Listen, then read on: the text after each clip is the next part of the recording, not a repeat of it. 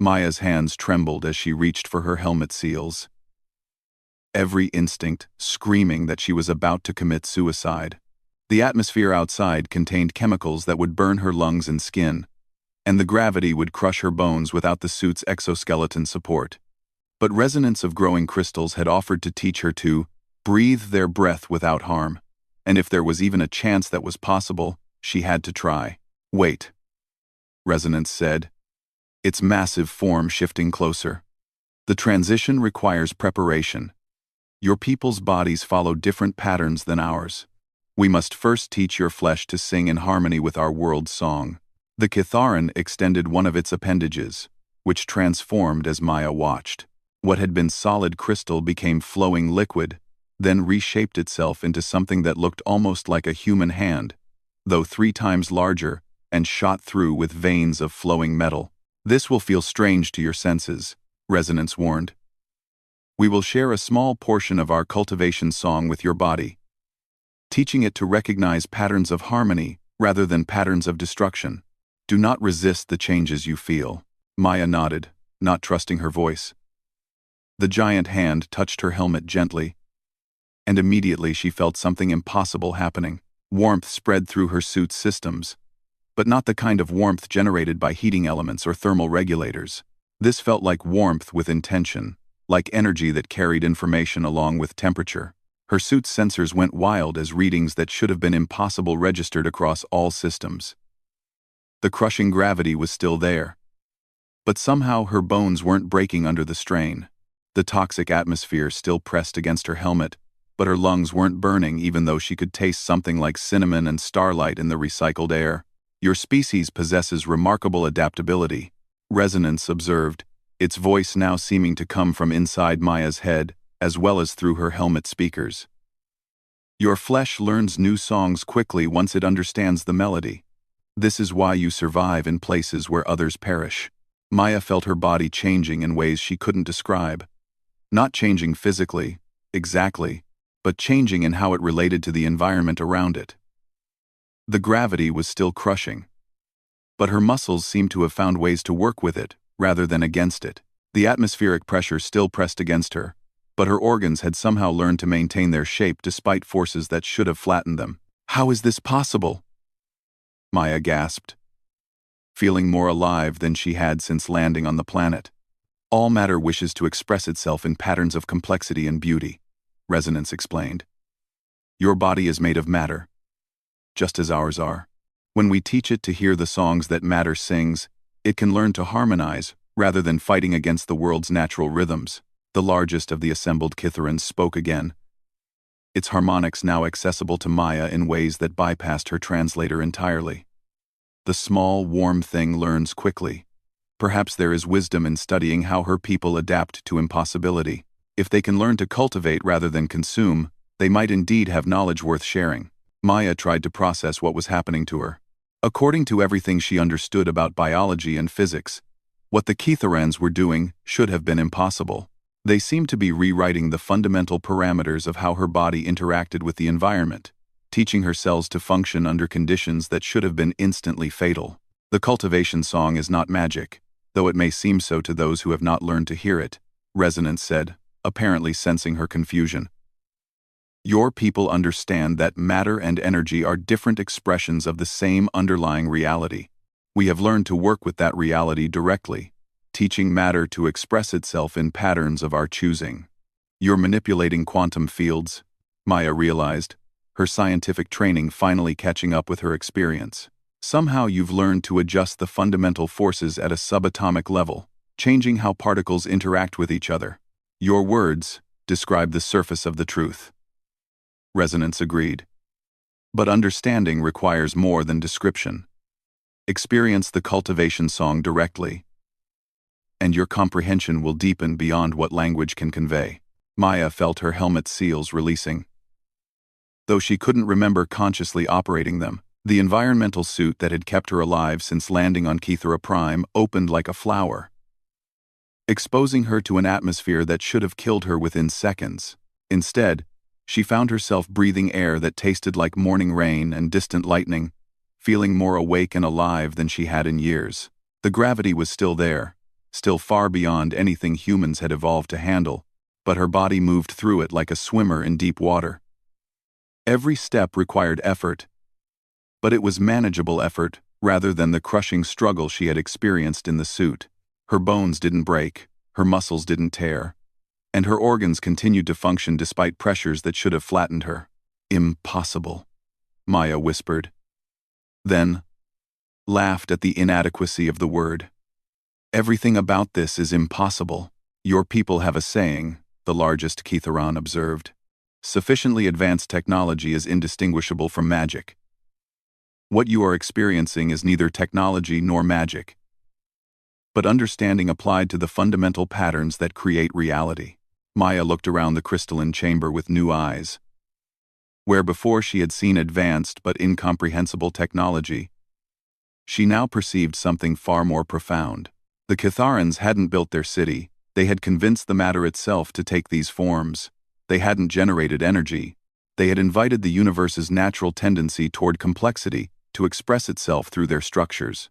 Your people could learn these patterns, Resonance said, its massive form somehow seeming less overwhelming now that Maya could perceive the harmony underlying its existence. But learning requires more than intellectual understanding. It requires fundamental changes in how your species relates to the universe around you.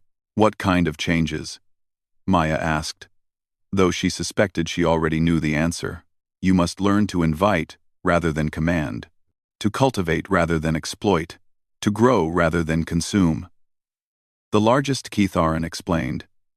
These are not merely philosophical principles but practical requirements for working with the cultivation song. Matter responds to intention, and intentions based on force or greed create discord rather than harmony. Maya thought about human history, about the long pattern of technological advancement driven by competition, conflict, and the desire to dominate rather than cooperate. Could humanity really change its fundamental approach to the universe? Could a species that had spent millennia learning to impose its will on the environment learn instead to work in partnership with natural forces? Some of my people are ready for these changes, Maya said carefully. But others would see your knowledge as another tool to be used for gaining advantage over their enemies. How do you teach cultivation to those who only understand conquest? Perhaps you do not teach them, another Keitharan suggested. Perhaps you begin with those who are ready to learn, and let understanding grow naturally from there. Cultivation cannot be forced upon unwilling soil. But that would mean leaving part of humanity behind, Maya protested. My entire species would be divided between those who understand cultivation and those who remain trapped in patterns of exploitation. Is this not already the case? Resonance asked gently. Do not all species contain both the seeds of harmony and the seeds of discord? The cultivation song simply allows the harmonious seeds to flourish, while the discordant ones wither from lack of support. Maya felt the weight of the decision settling on her shoulders. She had come to Keithara Prime hoping to bring back technology that would benefit all of humanity. Instead, she had discovered knowledge that could only be shared with those willing to fundamentally change their approach to existence. It was more profound than anything she had imagined, but also more challenging than any simple technological exchange. If I return to my people with this knowledge, Maya said slowly, I'll be asking them to choose between who they have been and who they could become. Some will see that as an opportunity for growth. Others will see it as an attack on everything they believe about human nature. All growth requires the willingness to release old patterns in favor of new ones, the largest Keitharan observed. This is true whether the growth is individual or collective. Your people have demonstrated remarkable adaptability in extreme circumstances. Perhaps they can adapt to the most extreme circumstance of all, the possibility of true harmony with the universe. Maya closed her eyes and tried to imagine explaining what she had learned to the Galactic Council. How could she describe the sensation of breathing toxic air without harm? How could she convince anyone that the Keitharans had learned to rewrite the fundamental laws of physics through something that sounded like mystical nonsense, but produced results that surpassed humanity's greatest technological achievements? There's something else, Maya said, opening her eyes. Even if my people are willing to learn cultivation, how would they survive the learning process? I can only exist in your environment because you've temporarily modified how my body interacts with the world around it. Without that modification, any human who came here would die within minutes. Cultivation begins where the student stands, Resonance explained. Your people need not come to our world to learn our songs. We can teach them to hear the harmony that exists within their own environment, their own bodies, their own technologies. Once they understand the principles, they can apply them to any circumstance. You would send teachers to Earth? Maya asked, surprised. We would send knowledge in forms your people can understand, the largest Kitharan corrected. Teachers? Yes, but also seeds of understanding that can grow within your existing frameworks. The cultivation song is not dependent on any particular species or environment. It is the underlying harmony that allows complexity to emerge from simplicity. Maya felt a spark of hope. If the Kitharans were willing to share their knowledge in ways that humans could access safely, then the devastating choice she had been dreading might not be necessary. Humanity could learn cultivation gradually, integrating it with their existing understanding, rather than abandoning everything they had built. What would you need from us in return? Maya asked. Perspective, Resonance said immediately. Your species' experience with survival in impossible conditions represents knowledge that even we value. You have learned to endure where others would despair, to adapt where others would break, to find hope where others would surrender. These are forms of cultivation that our people have never needed to develop. Additionally, another Kitharan added, your people's tendency to preserve knowledge across generations could be valuable for maintaining the cultivation songs in environments where they might otherwise fade. We have always existed in harmony with our world, but you have experience with maintaining harmony despite chaos. Maya laughed, recognizing the irony. You want to learn from us how to survive in circumstances where cultivation becomes difficult or impossible? Precisely. The universe is vast and full of challenges. There may come circumstances where even our understanding of harmony faces disruption. Your people's stubborn refusal to accept defeat could prove valuable for maintaining cultivation under impossible conditions. The conversation continued for hours, though Maya lost track of time in the euphoria of breathing freely in an environment that should have killed her. The Kitharans explained their understanding of quantum field manipulation, while Maya shared human insights into adaptation and survival. Gradually, the outline of a real partnership began to emerge. The Kitharans would share their cultivation techniques with carefully selected humans who demonstrated genuine commitment to harmony over exploitation. In exchange, human teachers would work with young Kitharans to develop new applications of cultivation principles for extreme environments. Both species would benefit from perspectives they could never have developed alone. There is one final consideration, the largest Kitharan said as their discussion wound toward conclusion. The knowledge we share carries with it great responsibility. Cultivation techniques applied with destructive intent can cause damage beyond anything your species has yet imagined. How do we ensure that such knowledge is used wisely? Maya thought about the question carefully.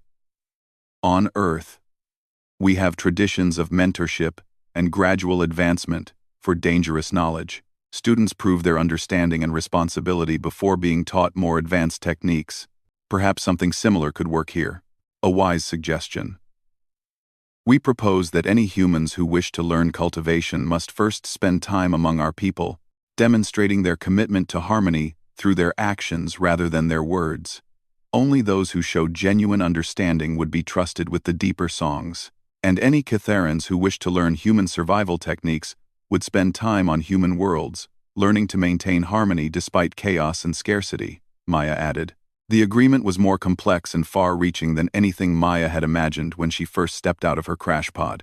It wasn't just a technology transfer but the beginning of true cultural exchange between species with fundamentally different approaches to existence. The implications would reshape both civilizations over generations. As the formal discussion concluded, Maya realized that her environmental suit's life support had been completely exhausted for hours. She was surviving in an impossible environment through techniques that her own species didn't yet understand. Kept alive by the goodwill of beings who could have easily dismissed her as irrelevant. When do we begin? Maya asked, looking around at the assembled Kitharans. We have already begun, Resonance replied, its harmonics carrying notes of what Maya now recognized as amusement.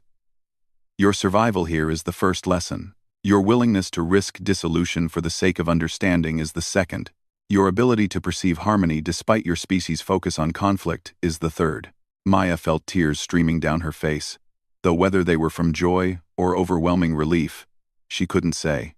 She had come to Kethra Prime expecting to negotiate for technology that would give humanity an advantage in galactic civilization. Instead, she had discovered the possibility of transformation that could elevate her entire species beyond the limitations that had defined them since they first learned to use tools. The Council of Harmonies has decided, the largest Kethron announced formally. We will open the paths of cultivation to those humans who prove ready to walk them. In exchange, we ask for instruction in the paths of endurance that have allowed your people to thrive in impossible places. Let this be the beginning of true harmony between our kinds. Maya closed her eyes and listened to the cultivation song that now flowed through her body, teaching her cells to thrive in an environment that should have been instantly fatal. In a few hours, a rescue ship would arrive to extract her from what the Galactic Council assumed would be a failed mission. Instead, she would return with the foundation for a partnership that could reshape the future of both species. The small human girl who had been sent to die on a planet of giants was going home with the keys to unlocking humanity's true potential. It had been, Maya reflected, one hell of a successful first contact. As she prepared for the journey back to her crashed pod, Maya realized that she was no longer the same person who had landed on Kethra Prime 3 days ago. The cultivation song had changed her in ways that went beyond simple physical adaptation. She understood now that survival wasn't just about enduring impossible conditions, but about finding harmony within them. That understanding would make all the difference in the challenges to come, both for her and for the species she represented in the vast tapestry of galactic civilization. Maya's first step outside the pod nearly sent her sprawling face first into the alien soil. The gravity hit her like a physical weight, making her bones feel like they were made of lead and her muscles like overstretched rubber bands. She caught herself against the pod's hull, gasping inside her helmet as her body tried to adjust to forces that should have crushed her flat. The suit's exoskeleton whirred to life, servos and support struts activating to help distribute the crushing weight.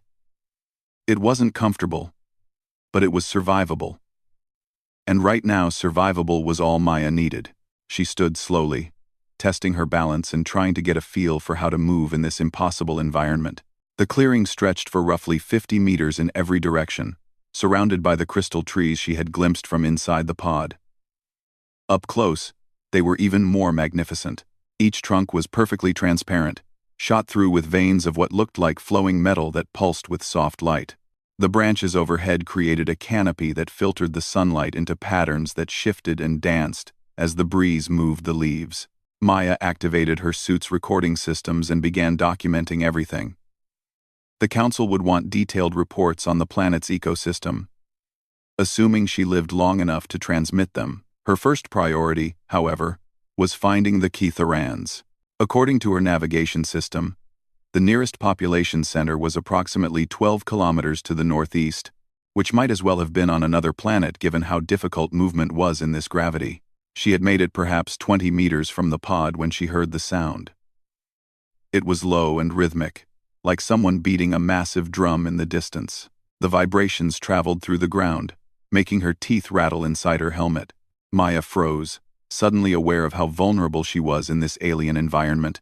The drumming grew closer, accompanied by a sound like wind moving through a cave system. Maya looked around frantically for cover, but the clearing offered nothing but the geometric plants and her crashed pod. She was completely exposed, a tiny figure in a landscape designed for beings 10 times her size. The source of the noise emerged from the crystal forest, with a grace that defied its enormous size. Maya's first thought was that someone had taught a mountain to walk. The creature stood at least 20 meters tall, with a body that seemed to be part organic and part living architecture. Its skin was the same translucent material as the trees, shot through with the same flowing metal veins. Multiple limbs moved in perfect coordination, each one ending in appendages that could have crushed her pod without effort.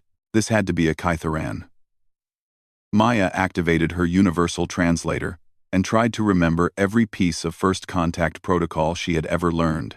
The creature's massive head turned in her direction, and she found herself looking up into eyes that were each larger than her entire body. The Keitharan made a sound that her translator couldn't process, a complex harmony of tones that seemed to come from multiple sources within its body. It approached slowly, each footstep sending tremors through the ground that nearly knocked Maya off her feet. When it was close enough that she had to crane her neck to see its face, it stopped and made the sound again. Maya's translator finally caught on, producing words in her helmet speakers that sounded strange and formal. Small, warm thing that moves with purpose. From where do you fall? What manner of creature makes sounds in the deep language? The deep language presumably referred to the radio frequencies her translator was using. Maya cleared her throat and spoke as clearly as she could manage. My name is Maya Chen. I come from the stars as a representative of the Galactic Council. I seek an audience with your people to discuss matters of mutual benefit.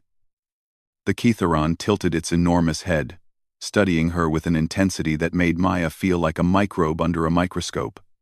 When it spoke again, its voice carried notes that sounded almost amused. You speak the star tongue, yet you are too small to be a star singer. Your warmth is wrong. Your movement patterns unfamiliar. Are you perhaps a lost child of the deep dwellers? I am human, Maya said, trying to project confidence despite feeling like she was addressing a living skyscraper. My species comes from a world far from here. We have traveled across the galaxy to meet your people and learn from your wisdom. Human, the Keitharan repeated, as if testing the word. This designation is unknown. You say you come from the stars, yet you fall from the sky in a burning shell like the seed pods of the great trees. Do your people grow from pods as well? Maya realized that trying to explain spaceflight to a civilization that might not have discovered it yet would take more time than she had. Instead, she decided to focus on establishing basic communication and trust. My people travel between the stars using devices that allow us to cross vast distances. I have come to your world because we have detected that your people possess knowledge that could benefit many species across the galaxy. The Keitharan was quiet for a long moment, its metallic veins pulsing with patterns of light that might have been its equivalent of thought. When it spoke again, its tone had changed subtly. You speak of knowledge as if it were a thing to be taken and carried away. Knowledge lives in the harmony between thought and growth, between intention and cultivation. It cannot be removed from its proper place, any more than the song can be removed from the singer. That was definitely a philosophical perspective Maya hadn't been prepared for. The briefings had suggested the Keitharans might be a highly advanced technological civilization, but their representative seemed to speak more like a poet or mystic than a scientist. She decided to try a different approach. Perhaps I have misunderstood, Maya said carefully. We have observed that your cities generate enormous amounts of energy without damaging your environment. This suggests a harmony between technology and nature that my people have not achieved. We hope to learn how such harmony might be possible. The Keitharan's eyes brightened, literally, with light that pulsed in complex patterns. Ah, now you speak of true matters. The harmony between making and growing, between shaping and being shaped.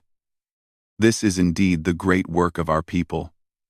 Though it is not work, as you might understand it. Could you help me understand it better? Understanding requires more than words. Small, warm thing. It requires participation in the great cultivation. But first, you must survive long enough to learn. Your shell, the Keitharan gestured toward Maya's environmental suit, protects you from the breath of our world, but it also separates you from the cultivation. How long can you remain within your shell? Maya checked her suit's life support readout. Approximately 60 hours at current consumption rates. Such a brief span. The Keitharan's voice carried what sounded like sympathy. Yet perhaps sufficient for a beginning. I am called resonance of growing crystals. Though that is the approximation your sound making can produce. I will guide you to the place of first understanding, where others of my people gather to tend the young growth. The journey to the place of first understanding was unlike anything Maya had ever experienced. Resonance of growing crystals moved through the crystal forest with a fluidity that seemed impossible for something so massive.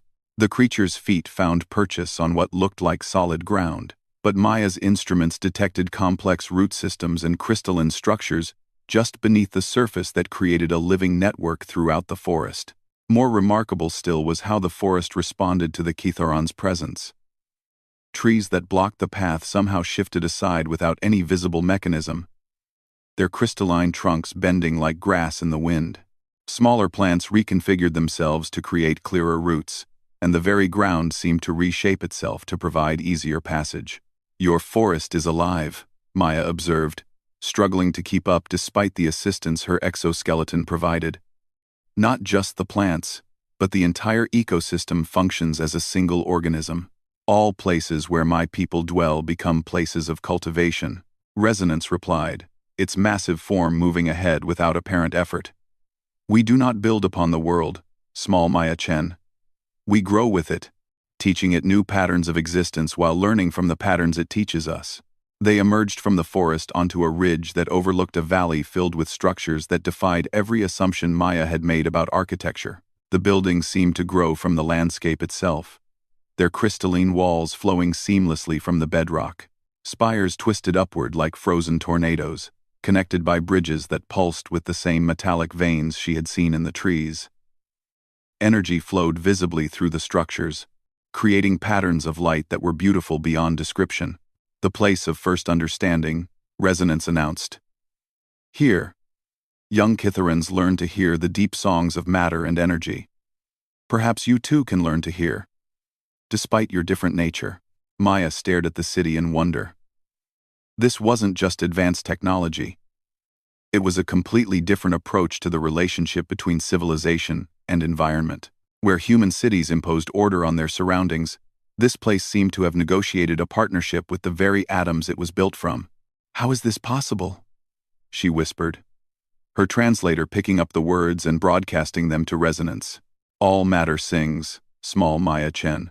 Your people have perhaps learned to force matter to take shapes that serve your needs, but have you learned to hear its preferences, to understand what forms it desires to take? We have spent countless generations learning to listen, to suggest rather than command, to cultivate rather than construct."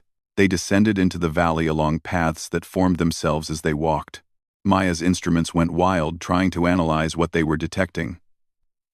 The ground beneath her feet registered as both solid rock and flowing liquid, somehow maintaining the properties of both simultaneously.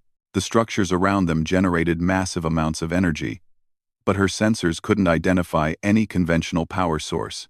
Other Kitharans moved through the city with the same fluid grace as Resonance, each one a unique variation on the same impossible theme. Some were taller and more angular, their crystalline skin refracting light in sharp geometric patterns. Others were broader and more rounded, their bodies flowing like living water. All of them possessed the same metallic veins that pulsed with inner light, and all of them moved with the casual power of beings who had mastered forces Maya's people couldn't even properly detect. "Your energy systems," Maya said as they approached what appeared to be the center of the city. "Our instruments suggest you're generating power equivalent to a small star, but we can't identify any fusion reactors or antimatter containment systems. What's your power source?" "Power is not taken, small Maya Chen. It is invited to flow in patterns of usefulness. The universe wishes to express itself through complexity and organization. We have simply learned to provide pathways for that expression."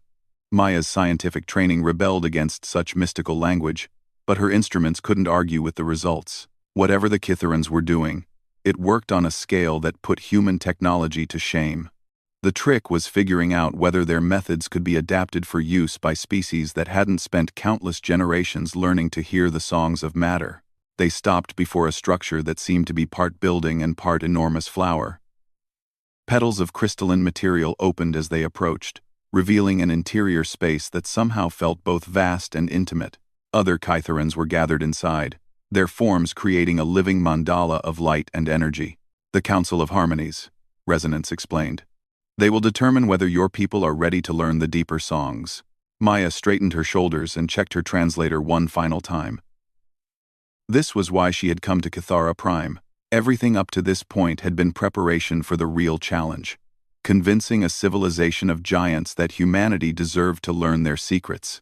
The largest of the assembled Ketherans spoke first, its voice creating harmonies that Maya felt as much as heard. Small, warm thing from the star paths.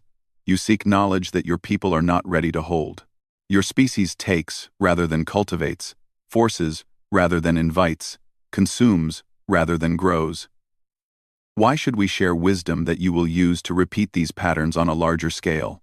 The question hit Maya like a physical blow. She had expected to negotiate for technology or information, but instead found herself defending humanity's right to exist. Worse, she wasn't sure the Ketheran was wrong. Human history was full of examples of advanced technology being used for destruction rather than creation. You're right, Maya said finally, surprising herself with her honesty. My people have often used new knowledge destructively. We've fought wars with every new technology we've developed, and we've damaged our own world through careless use of industrial processes. But we've also learned from our mistakes. We've begun to understand that true advancement requires harmony between progress and preservation. Words are easy to speak, another Ketheran interjected. The deep songs reveal intention more clearly than language. If your people truly seek harmony, why do they send warriors to negotiate with gardeners? Maya felt a moment of confusion before realizing what the Ketheran meant. Her suit's exoskeleton and life support systems registered to their senses as armor and weapons. To beings who had learned to work with their environment rather than against it, she must look like a walking declaration of hostility. I am not a warrior, Maya said, though she realized how unconvincing that must sound. I am an explorer and scientist. My equipment is designed to help me survive in environments that would otherwise kill me, not to harm others. Yet you carry within your shell devices designed to sample and analyze without invitation, the largest Ketheran observed. You seek to take small pieces of our world back to your people, as if knowledge could be harvested like fruit from a tree. Maya felt the conversation slipping away from her. Every response she could think of seemed to confirm their suspicions about humanity's exploitative nature. She was running out of time, both in the conversation and in her mission. Her suit's life support had already consumed more power than expected due to the strain of operating in high gravity. Then an idea occurred to her, inspired by something Resonance had said earlier. If the Ketherans truly believed in cultivation rather than exploitation, perhaps she needed to offer something in return rather than simply asking for knowledge. You're right, Maya said again. I have been thinking like someone who wants to take your wisdom back to my people.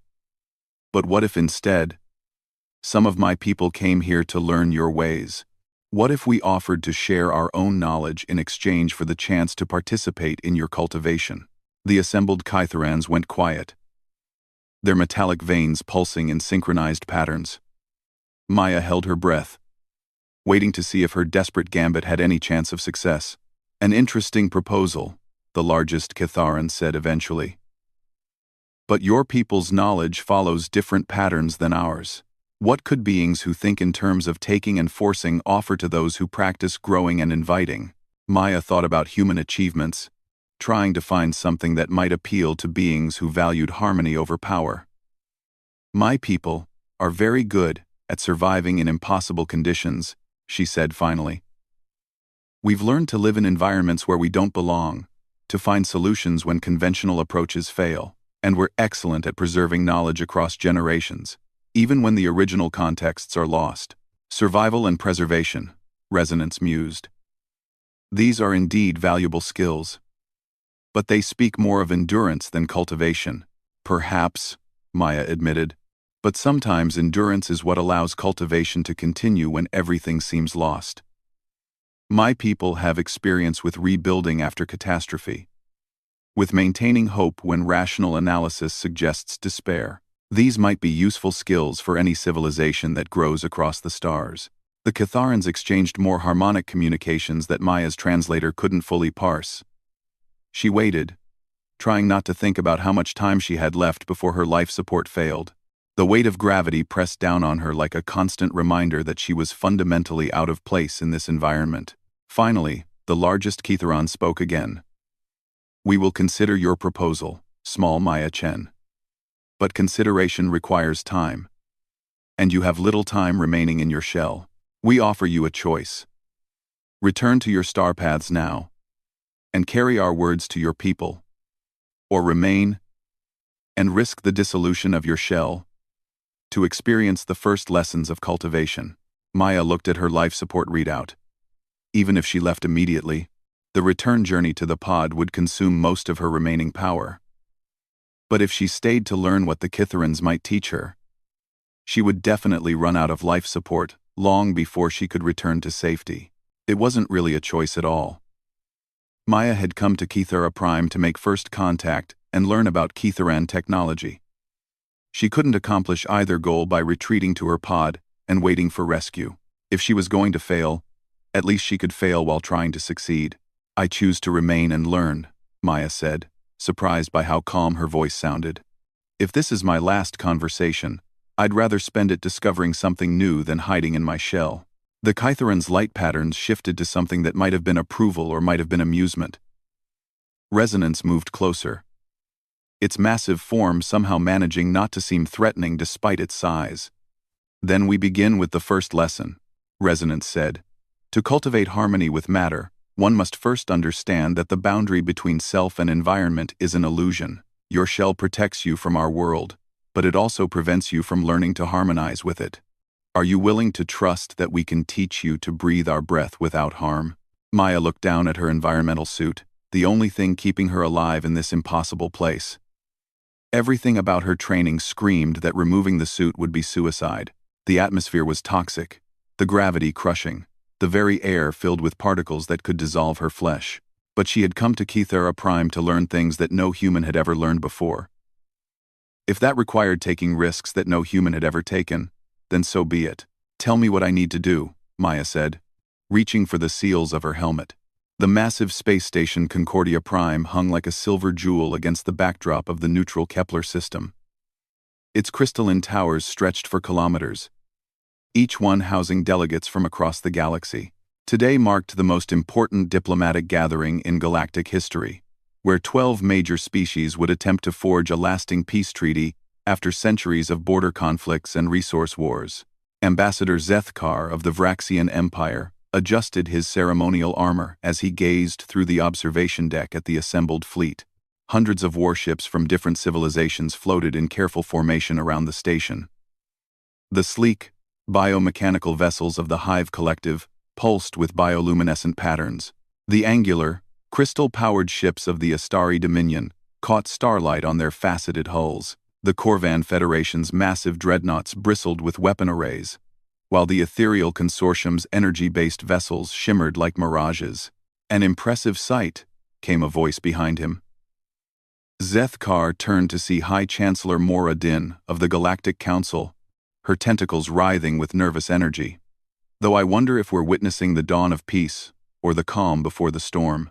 Zethkar's scaled features darkened. The humans worry me, Chancellor. They arrived only 3 cycles ago with their crude metal ships. Yet they demand a seat at this table. What right do they have to negotiate with civilizations that have ruled the stars for millennia? The Chancellor's large eyes reflected uncertainty. Their expansion has been remarkable. In just 50 standard years, they've colonized over 200 systems. Their military tactics are unconventional but effective. Perhaps we should not underestimate them. Effective? Zethkar's laugh was a harsh bark. They throw themselves at enemies with reckless abandon.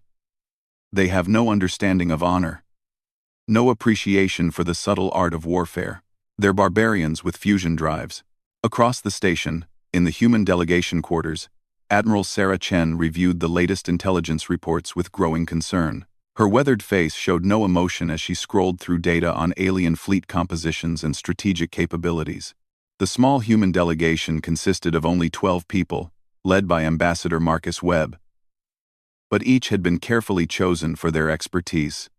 The Vraxians have positioned their fleet in a defensive formation, reported Colonel James Park, the delegation's military attaché. They're clearly expecting trouble. The Hive Collective has been running continuous bioscans of our ships, and the Corvan Federation keeps requesting detailed technical specifications of our weapons systems.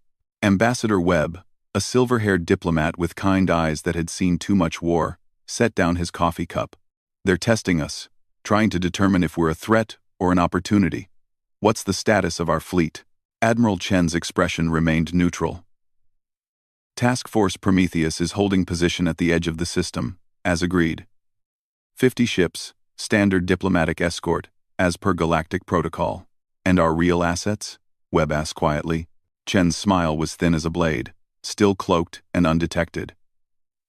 The alien sensors are impressive, but they're looking for energy signatures and mass displacements. They're not looking for what we actually brought. Dr. Elena Vasquez, the delegation's xenobiologist, looked up from her analysis of the alien species' psychological profiles.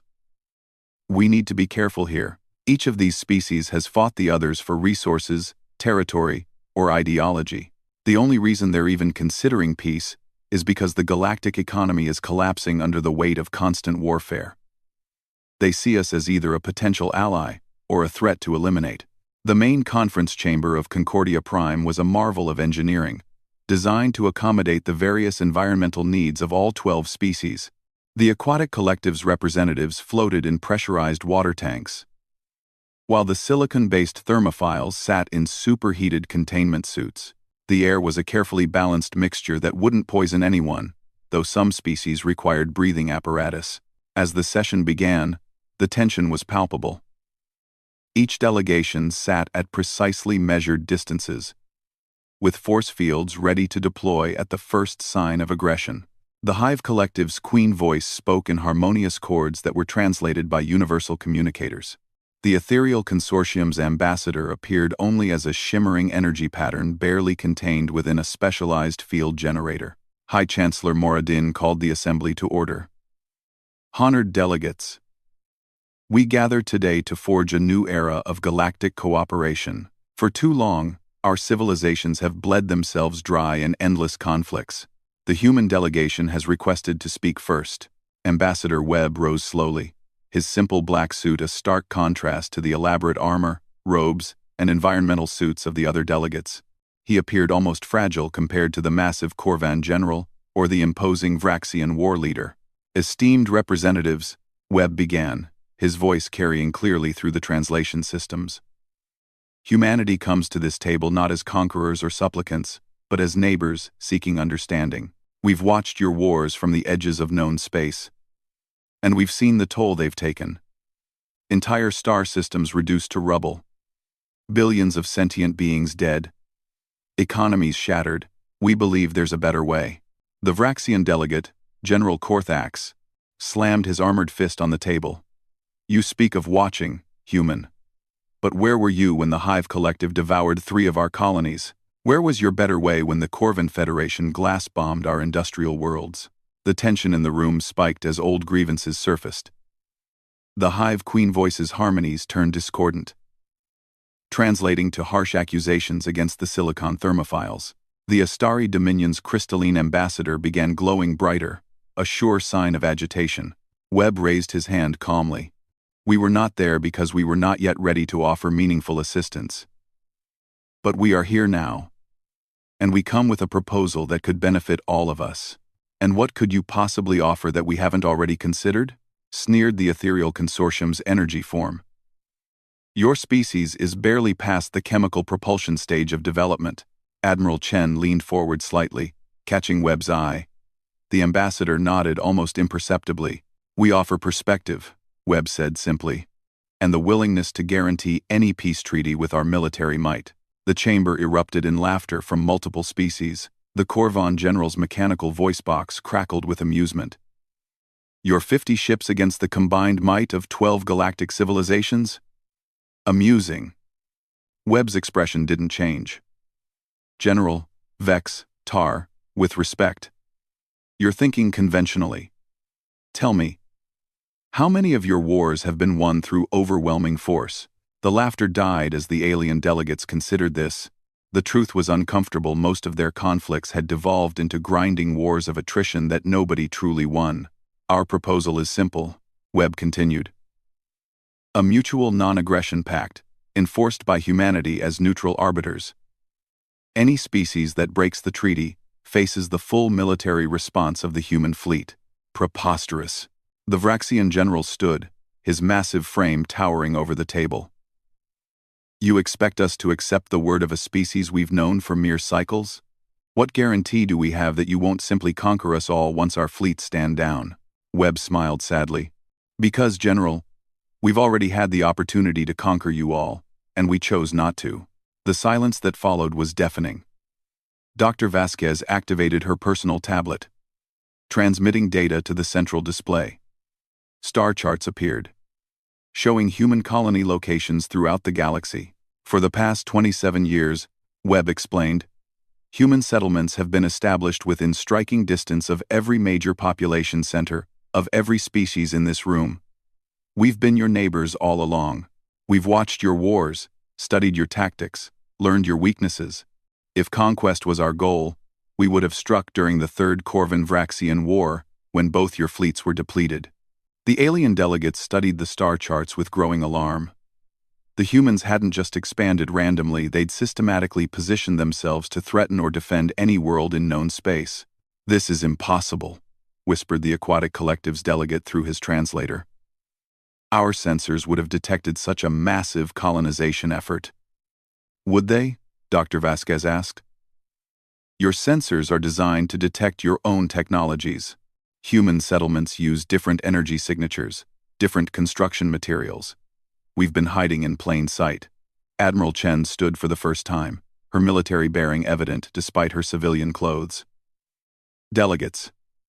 Humanity learned warfare from studying your conflicts. We've analyzed every battle, every strategy, every tactical innovation your species have developed over the past millennium. We know your strengths, your weaknesses, your standard operating procedures. The hive, Queen Voice's harmonies became agitated. This suggests long-term planning. Infiltration. Deception. It suggests caution, Webb corrected. We watched 12 advanced civilizations tear themselves apart over resources and territory. We decided to learn from your mistakes rather than repeat them.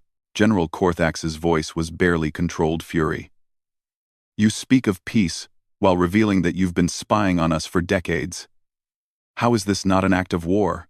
Because, Webb said quietly, if we wanted war, you'd already be dead. The blunt statement sent shockwaves through the assembly. The Ethereal Consortium's ambassador flickered with energy discharges, while the Silicon Thermophile's representatives began overheating their containment suits.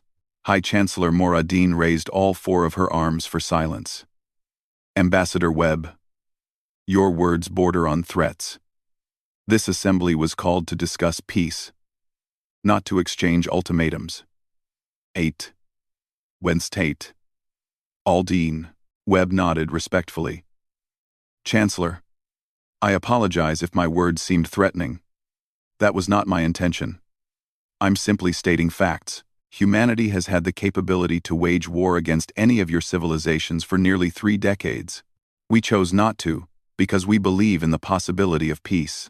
Then prove it, challenged the Corvan general. If humanity is so powerful, why hide behind 50 ships? Show us this mighty fleet. You claim to command. Admiral Chen and Ambassador Webb exchanged glances. This was the moment they'd been preparing for. Very well, Webb said. Admiral Chen, please signal Task Force Prometheus to decloak. The alien delegates rushed to the observation windows as Chen activated her communicator. In the space around Concordia Prime, reality seemed to shimmer and bend. Where before there had been empty space between the alien fleets, massive shapes began to materialize. First came the human dreadnoughts, each one larger than any alien capital ship. Their hulls were matte black, absorbing sensor scans and light alike. Then came the carriers, bristling with launch bays for smaller attack craft. Heavy cruisers appeared next, their weapon arrays clearly visible even from the space station. But it was the numbers that struck fear into alien hearts. What had appeared to be 50 human ships was revealed to be nearly 1,000. They had been cloaked not by energy shields or exotic matter, but by technology. The aliens had never encountered metamaterials that bent electromagnetic radiation around them. making them invisible to conventional sensors. The human fleet hung in perfect formation around Concordia Prime, close enough that their weapons could obliterate any target on the station, yet positioned in such a way that they formed a protective screen around all the alien vessels. "By the void," whispered the Astari delegate, his crystalline form pulsing with shocked energy patterns. "How many ships do humans actually possess?" Admiral Chen's smile was predatory. "Enough." General Vextar of the Corvin Federation was frantically consulting his tactical displays. "This is impossible. Our intelligence networks should have detected a fleet of this size. The energy requirements alone.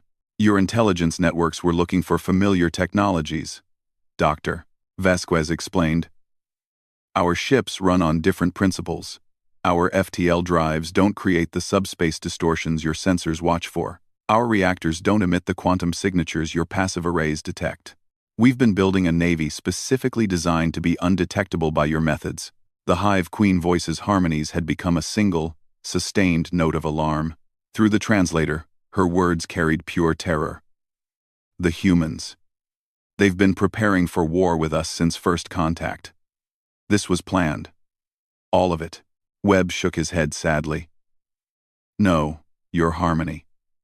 We've been preparing for the possibility of war while hoping for peace. There's a difference." The Vraxian general's scaled features had paled to a sickly green. "You could have destroyed us all at any time. Our fleets, our worlds. We're defenseless against technology we can't even detect. But we didn't destroy you," Webb pointed out. "Even now, with our fleet revealed, we're not attacking. We're asking you to consider peace." The Ethereal Consortium's ambassador flickered rapidly, his energy form struggling to maintain cohesion. This changes everything. If humanity possesses such overwhelming superiority, why negotiate at all? Why not simply dictate terms?" Webb's expression became infinitely sad. "Because that's not who we are. Yes, we could conquer your civilizations. We could impose our will through force. But we've studied your histories, and we know where that path leads. Conquest breeds resentment. Resentment breeds rebellion.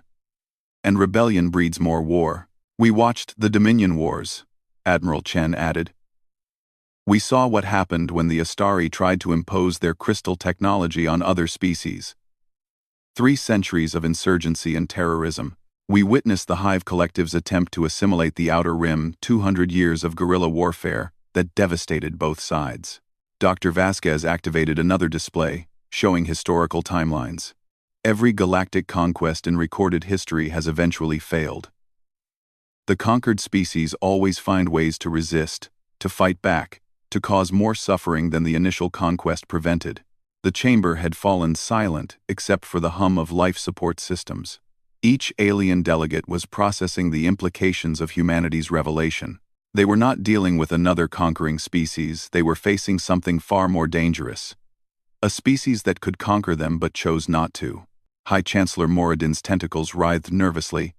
If humanity's goal is truly peace, what guarantees can you offer? How do we know you won't change your minds in the future?" Webb leaned forward earnestly. "Chancellor, I could give you words, promises, treaties written in a dozen languages, but ultimately, you'll have to take this on faith, the same faith we're showing by revealing our capabilities to you." "Faith?" The Corvon general's mechanical voice carried disbelief. "You ask us to have faith while demonstrating that you could end our civilizations with a thought? We're demonstrating that we haven't ended your civilizations despite having the power to do so for decades," Admiral Chen corrected.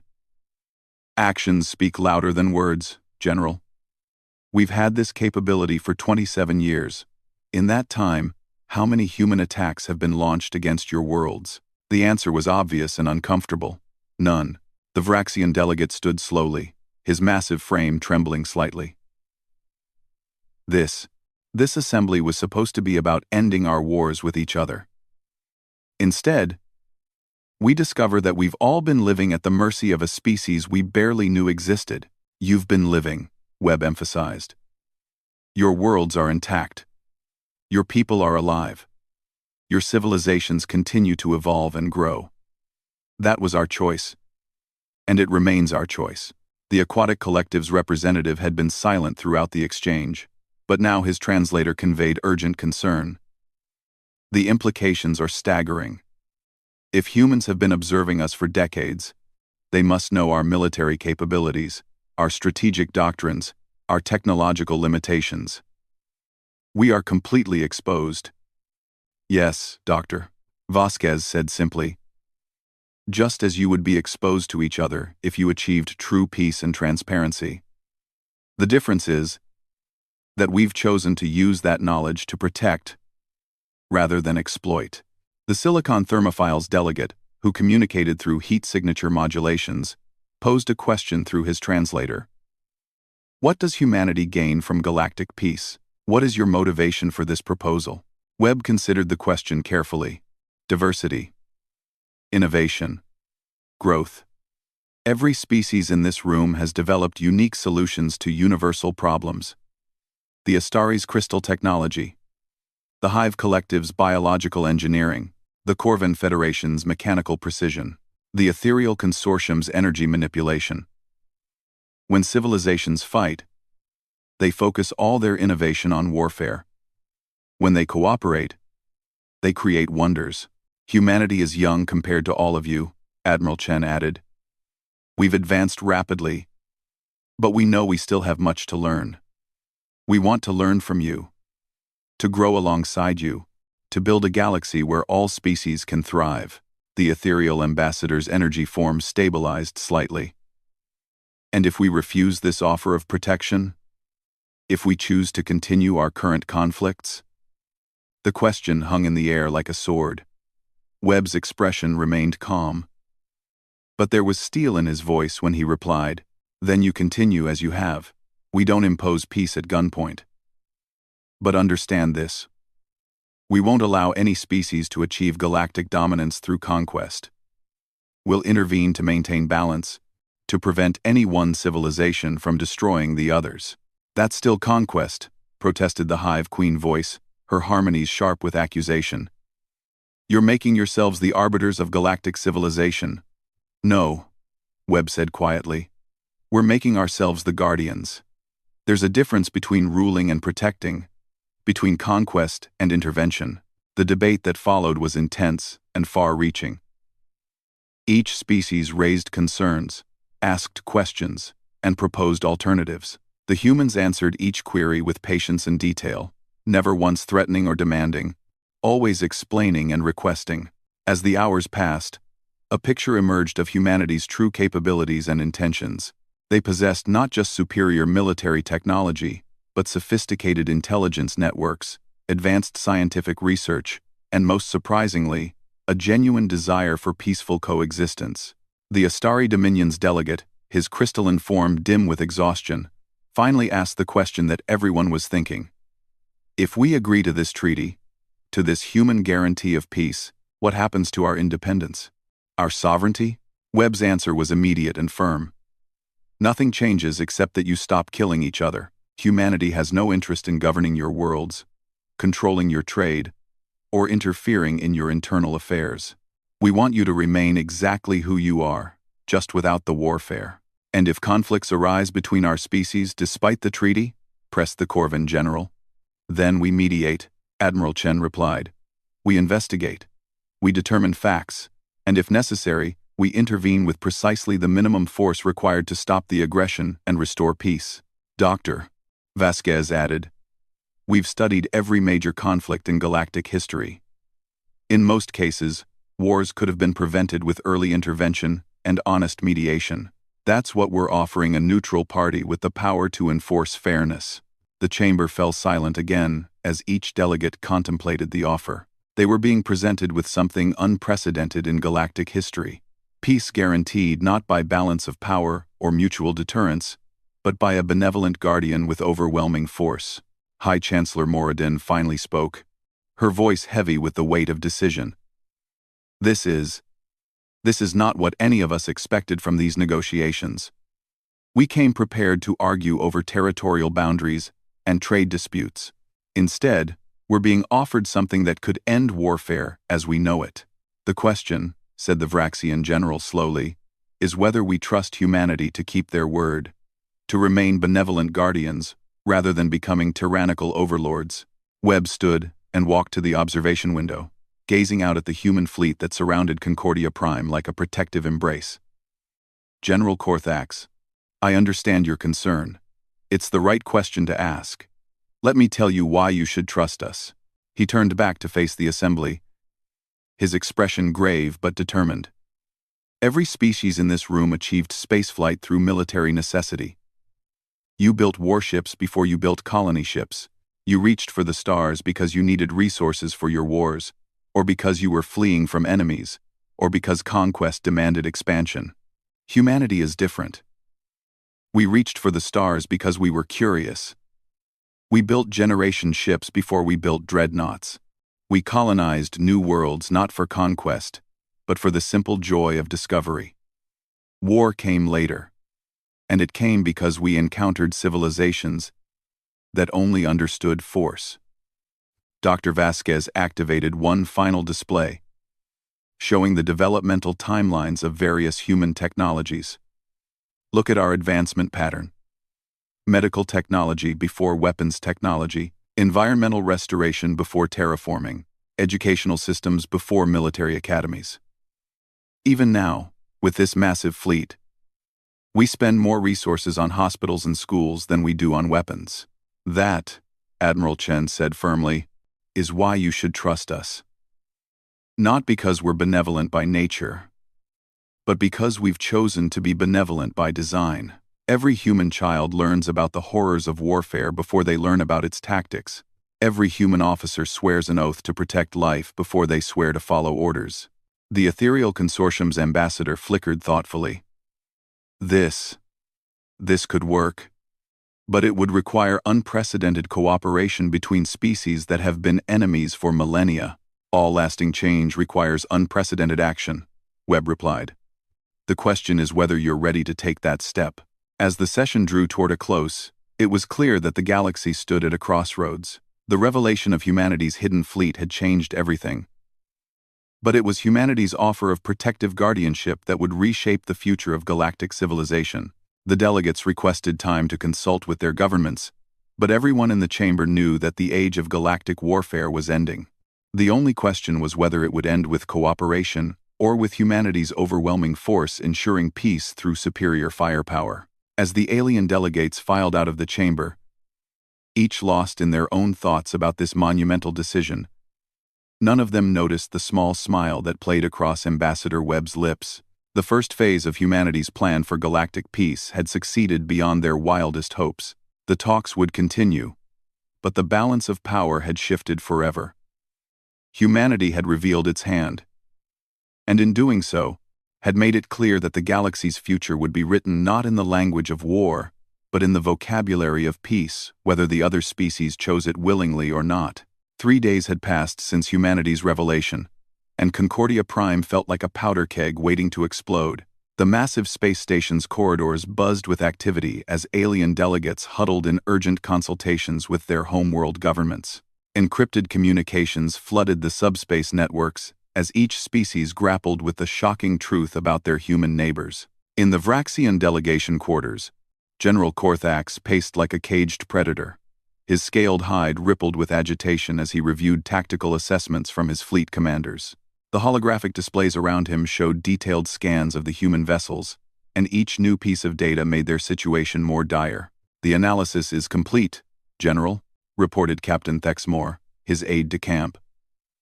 "Our weapons would be completely ineffective against their hull composition. It's not just armor, it's some kind of adaptive material that redistributes kinetic energy. Our plasma cannons would be like throwing pebbles at a mountain." Korthax's massive fist slammed into the bulkhead, leaving a dent in the reinforced metal. 30 years. We've been fighting the Corvin Federation for 30 years, losing millions of warriors, and these humans have been watching us like we're children playing with toys. "There's more, sir," Thexmore continued reluctantly. "Our intelligence division has been analyzing the star charts the humans provided. Their colony locations. They're not random.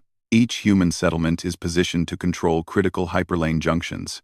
If they wanted to, They could cut off trade between our worlds entirely. The implications were staggering.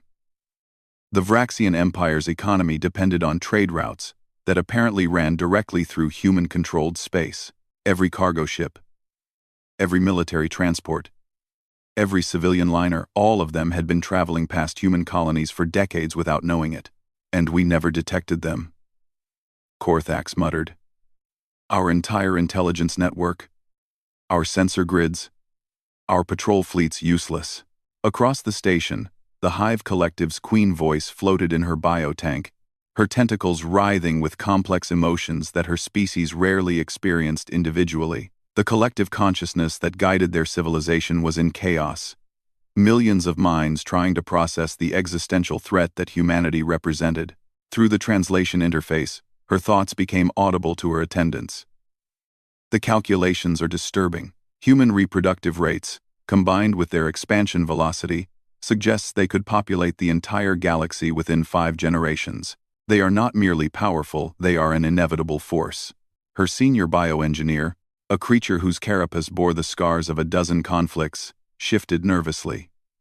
Your harmony.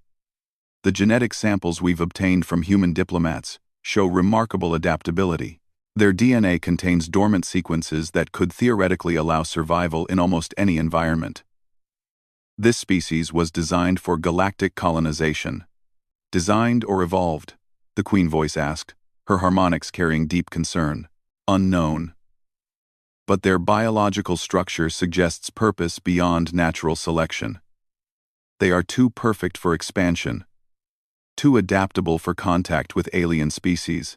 It is as if they were created to inherit the galaxy. In the Corvan Federation's heavily shielded chamber, General Vex-Tar's mechanical limbs clicked rhythmically as he processed data through his cybernetic implants. The Federation had replaced most biological components with superior mechanical alternatives, believing that flesh was weakness. Now, faced with humanity's revelation, that philosophy seemed inadequate. Analysis complete, his tactical processor announced through speakers embedded in his skull. Human technology operates on principles we do not comprehend. Their energy signatures suggest power sources that violate known physics. Their faster-than-light drives create no detectable subspace disturbances. Recommendation: immediate full military mobilization against existential threat. The Archon's MC-44, MC-44, MC-44, but even as the recommendation processed through his circuits, Vex-Tar's organic brain, the small portion that remained unaugmented, considered the futility of such action. The humans had demonstrated capabilities that made conventional warfare meaningless. What was the point of mobilizing when the enemy could strike your homeworld before your sensors detected their approach? Sir, his aide interrupted. We've received reports from our outer colonies. Human settlements have been identified within weapons range of 17 major Federation worlds.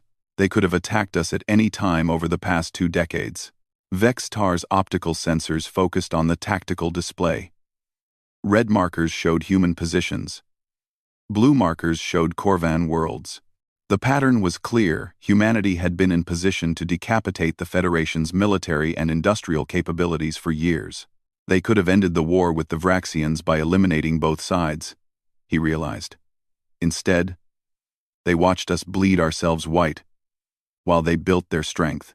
The Astari Dominion's delegate, Crystalline Elder Zephnath, communed with the living crystal matrix that served as his species' collective memory. The resonance patterns within his translucent body shifted as he accessed millennia of stored knowledge, searching for any precedent for humanity's revelation. Through harmonic vibrations translated into audible speech, he shared his findings with the other Astari representatives. In all our recorded history, no species has possessed such overwhelming technological superiority while choosing restraint. The closest parallel was the Ethereal Consortium's first contact with primitive species, but even they conquered through cultural assimilation rather than military dominance. The humans confound our understanding, replied Elder Vithara, her crystalline form pulsing with confused energy patterns. They claim to seek peace, yet reveal overwhelming force. They speak of cooperation, yet demonstrate their ability to destroy us all. Are they guardians or predators? Perhaps, Zephnoth resonated thoughtfully. They are something we have never encountered before. A species that achieved dominance through intelligence rather than aggression, that seeks cooperation rather than conquest. Meanwhile, in the human delegation quarters, Admiral Chen reviewed intelligence reports with growing concern. The alien species were reacting exactly as predicted. But that didn't make the situation less dangerous. Vraxian military assets are moving to high alert, Colonel Park reported. The Corvan Federation has begun recalling their outer fleets. The Hive Collective is showing unusual bioship production in their core systems. They're preparing for war, even though they know they can't win. Ambassador Webb nodded grimly. Fear makes species do irrational things.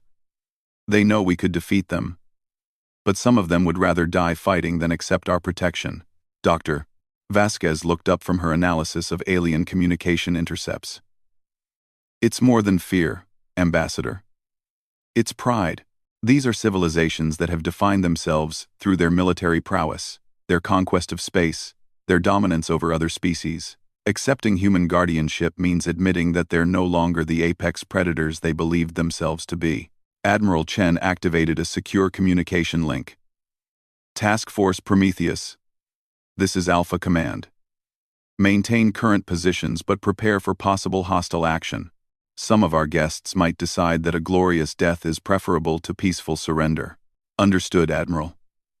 Came the reply from Captain Martinez aboard the Dreadnought. Indomitable.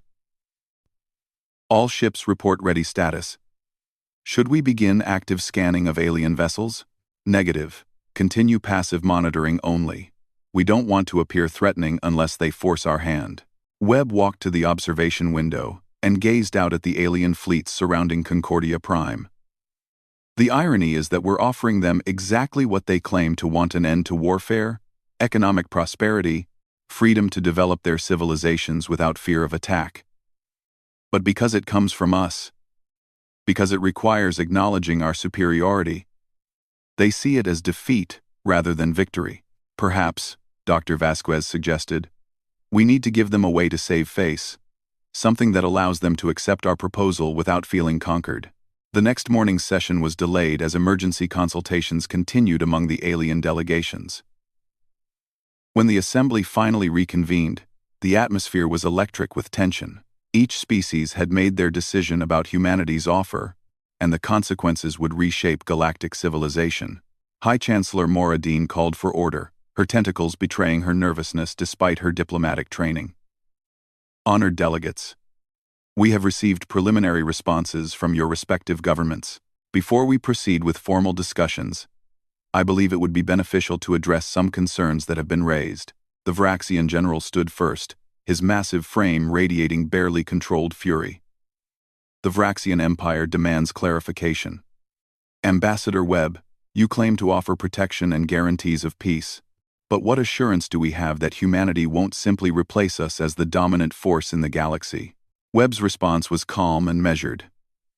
General Korthax, dominance has never been our goal. If it were, we would have achieved it decades ago. We're offering to be neutral arbiters, not galactic rulers. Arbiters chosen by whom?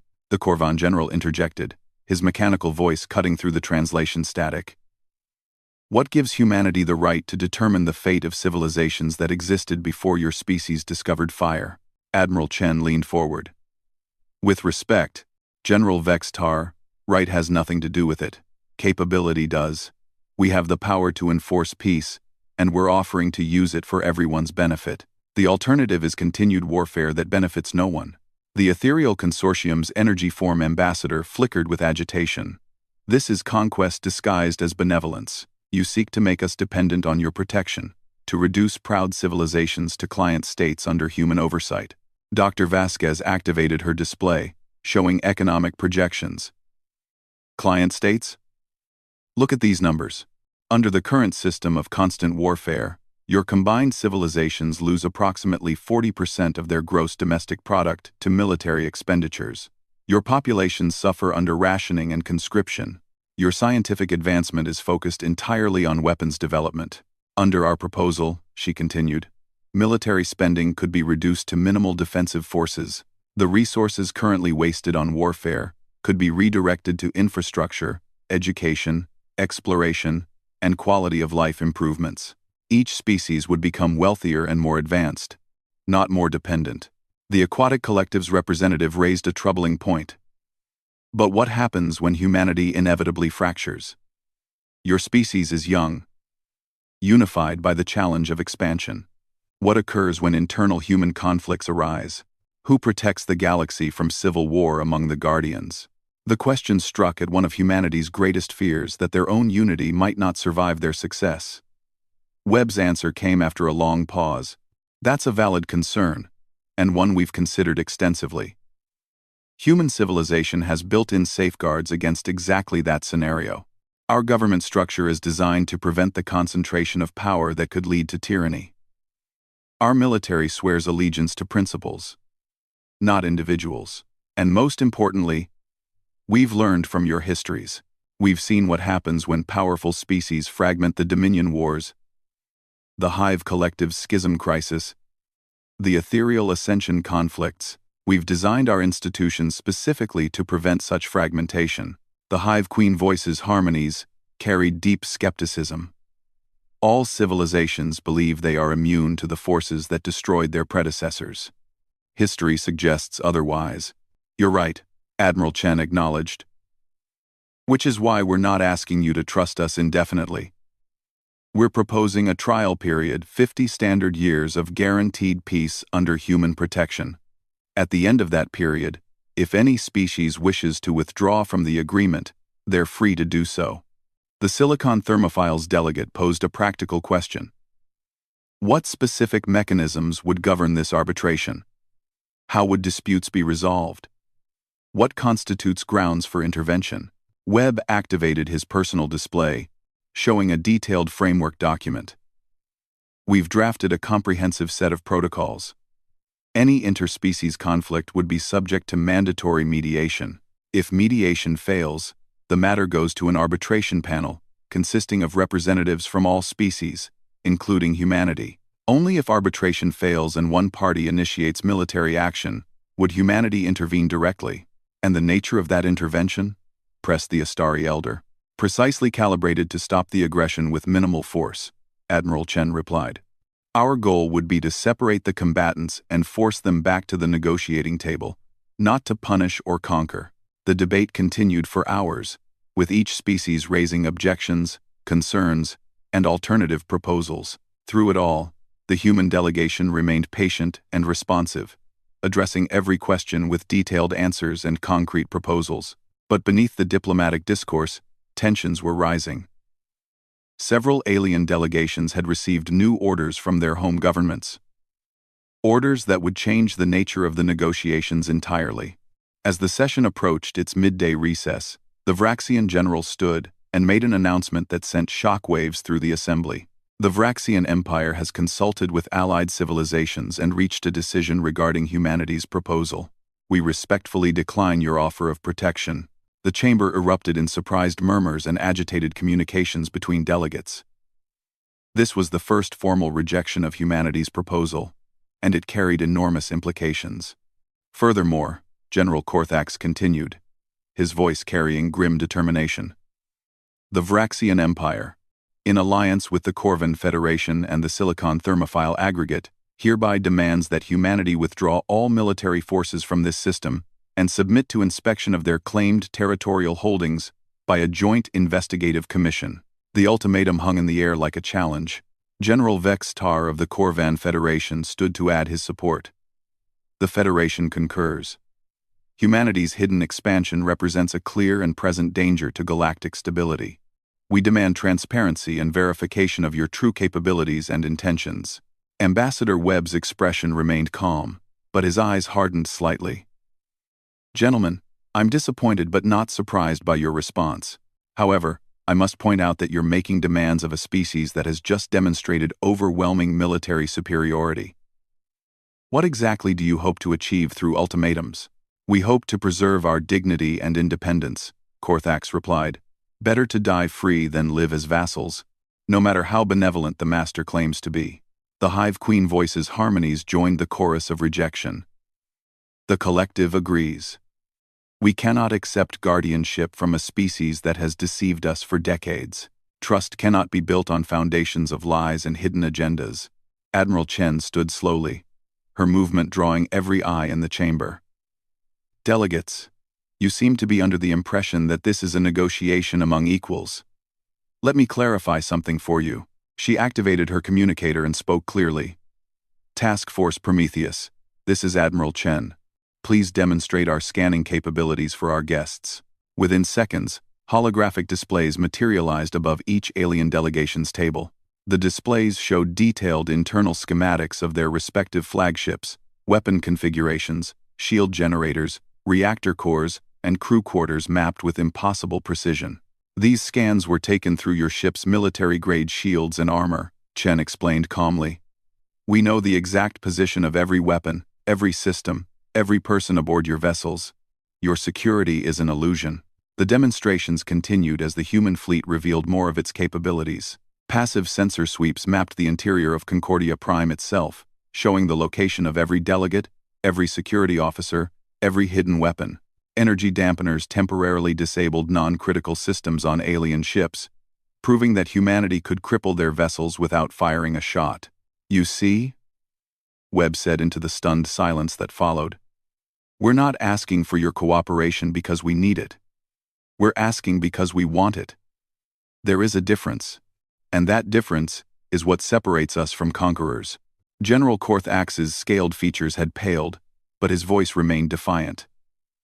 Impressive technology, Admiral. But do you truly believe you can intimidate entire civilizations into submission? Our peoples have fought for freedom against impossible odds before, have they, Doctor?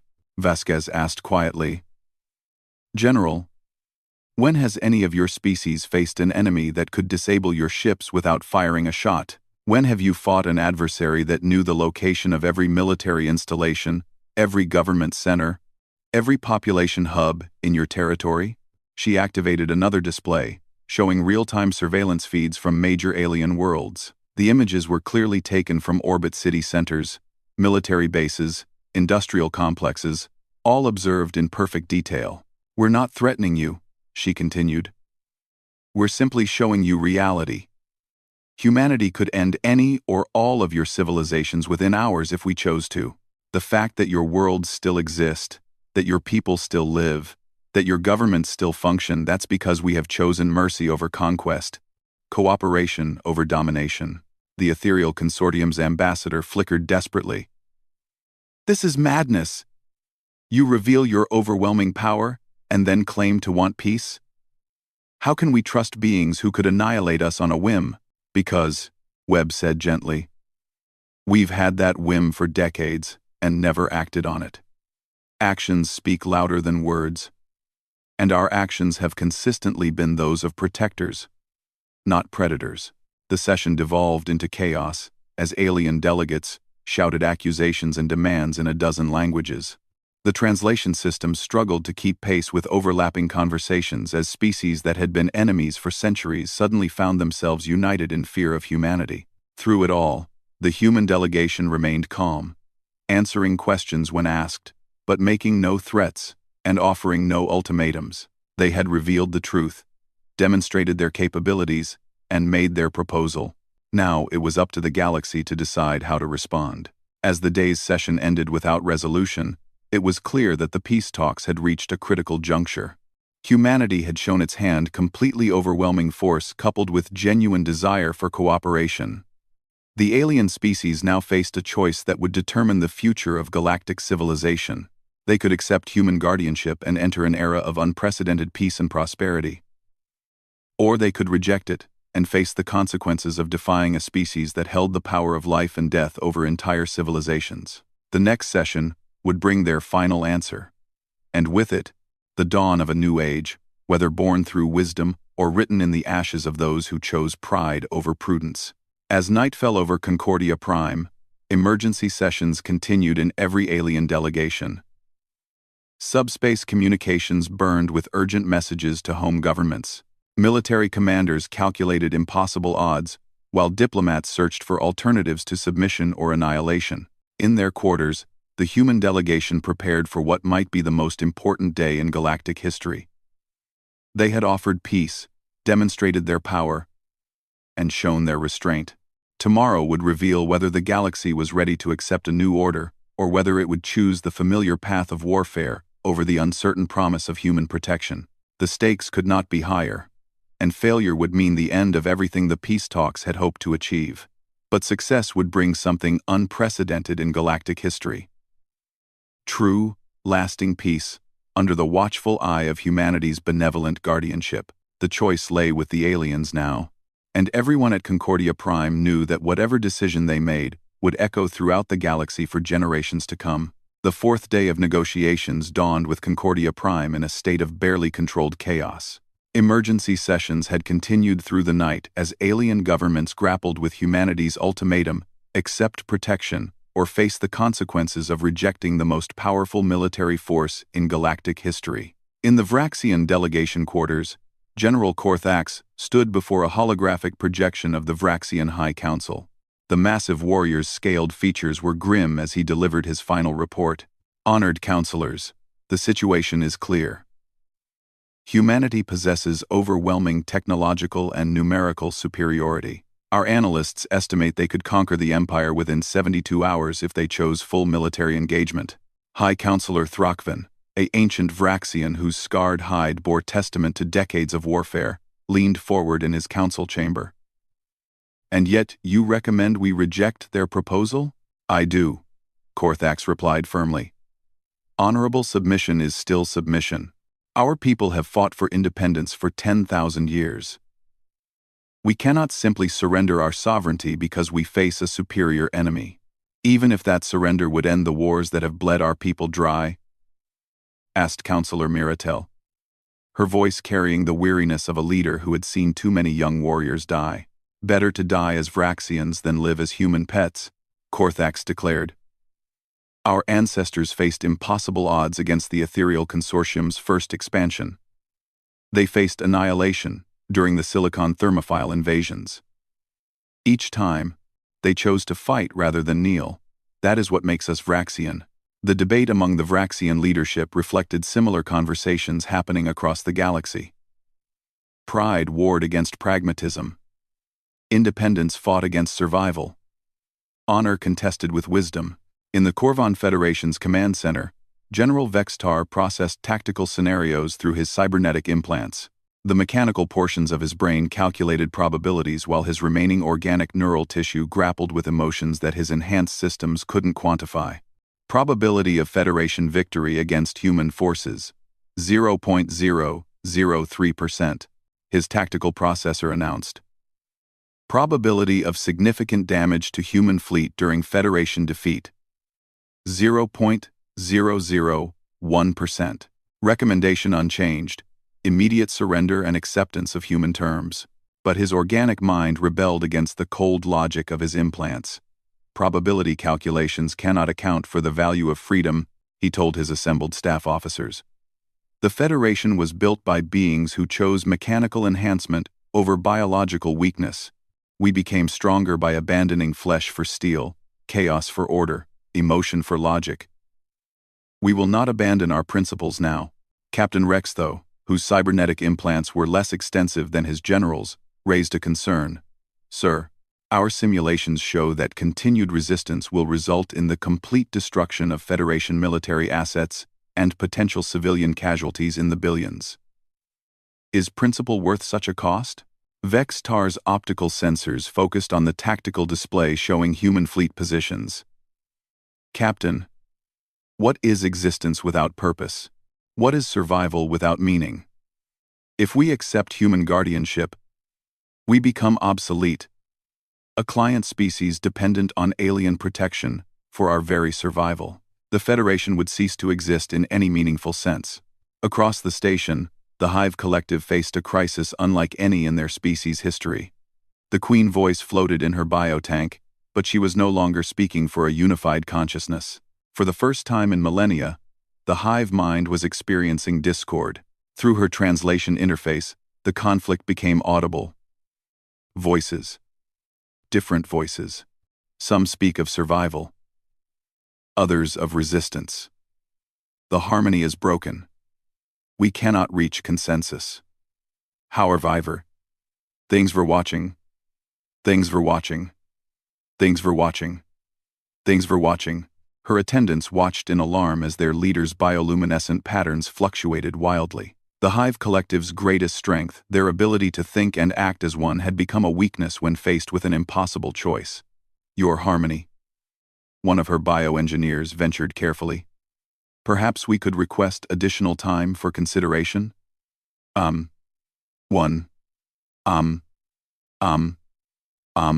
No. Time changes nothing. Humans grow stronger while we debate. But submission ends what we are. If we accept guardianship, do we remain the collective, or do we become something else? The question struck at the heart of the crisis. Each alien species was being forced to confront not just military defeat, but existential questions about their identity and purpose in a galaxy dominated by human power.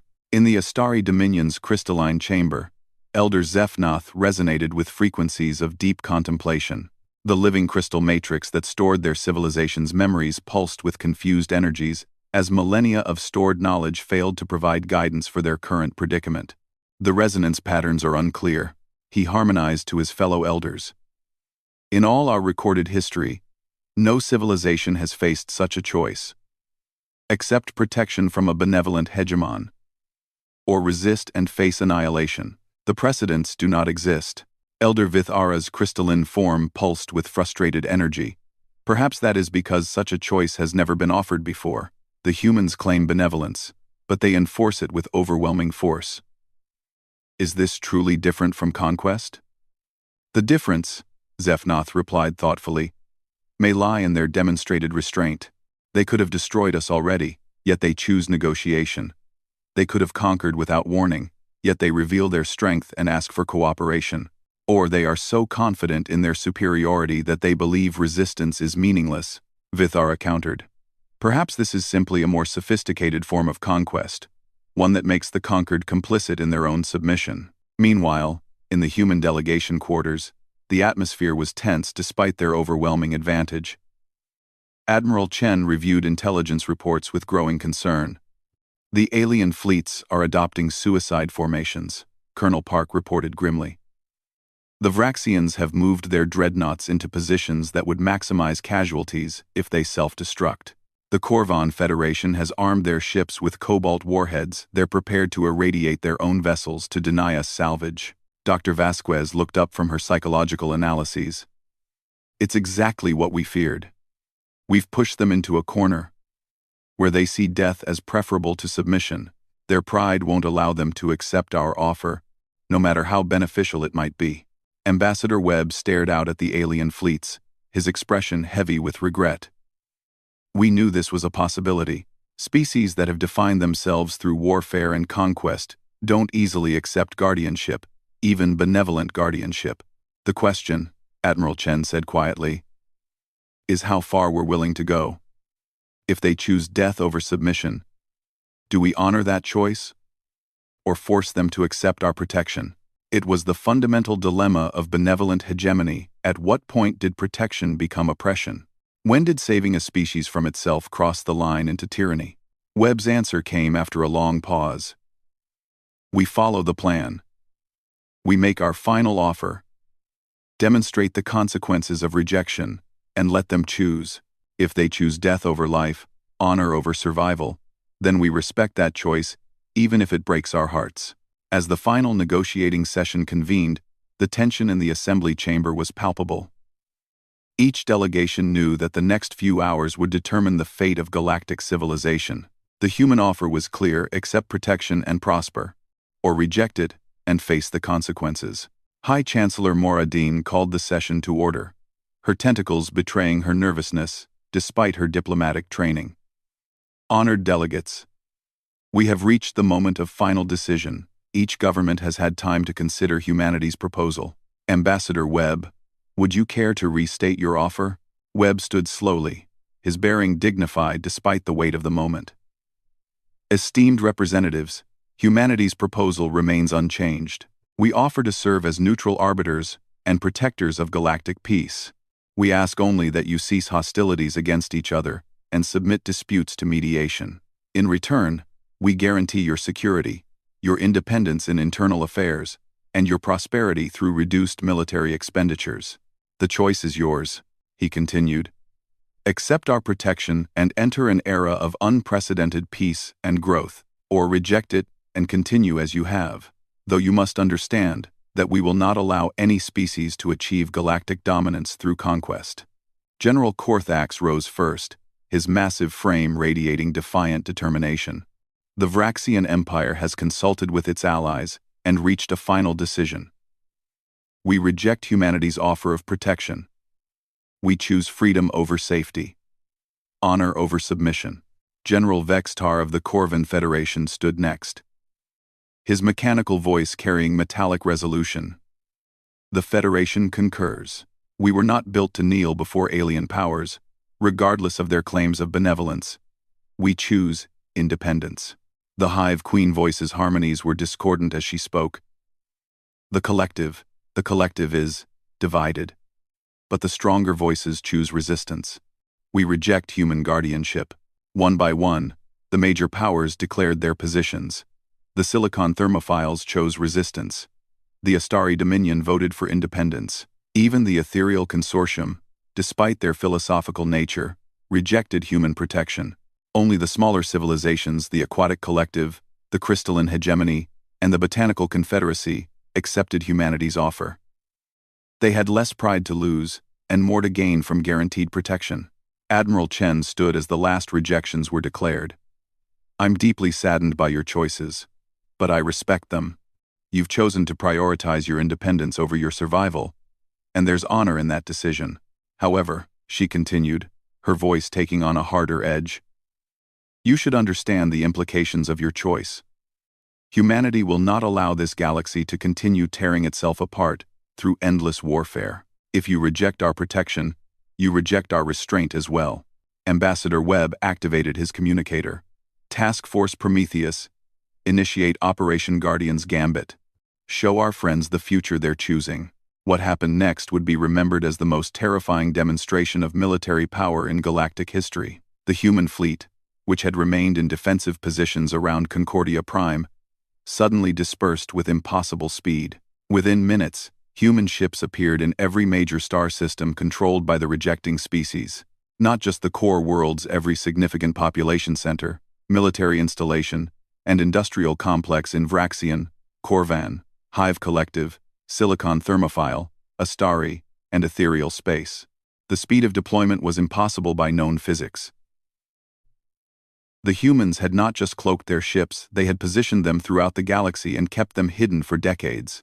Every major alien civilization had been living under the silent watch of human forces that could strike at any moment. On the tactical displays in the assembly chamber, red markers appeared by the thousands. Human ships surrounded alien homeworlds, guarded hyperlane junctions, and watched over colonial territories. The scope of the deployment was breathtaking and terrifying. This, Admiral Chen announced calmly, is what restraint has looked like for the past 30 years. Every day, human commanders have had the power to end your civilizations with a single order. Every day, they have chosen not to. General Korthax stared at the tactical display showing human dreadnoughts in orbit around Vrax Prime, the Empire's capital world. Impossible. Our sensor nets, our patrol fleets, have been watching empty space while we've been watching you, Doctor, Vasquez explained. Every military exercise, every fleet movement, every strategic planning session we've been observing and learning. We know your capabilities better than you do. The Hive Queen voice's harmonies became a single, sustained note of terror. Her biotank's nutrient fluid churned as she processed the implications. You could have destroyed us at any time. Our colonies, our worlds, our children. Yes, Webb said quietly. And we chose not to. We chose to reveal ourselves and ask for cooperation instead of simply conquering you. That choice to seek partnership rather than dominance is what defines us. General Vextar's cybernetic systems were processing tactical data at maximum speed, but his organic brain couldn't accept what his sensors were telling him. The deployment patterns. You've had us surrounded for decades. This isn't just military superiority, it's complete strategic dominance. It's also, Admiral Chen pointed out, complete strategic restraint. We could have ended the Vraxian-Corvan War at any time by eliminating both fleets. We could have stopped the Hive Collective's expansion by sterilizing their breeding worlds. We could have prevented the Silicon Thermophile raids by destroying their mobile foundries. Instead, we watched and waited, hoping you would eventually choose peace on your own.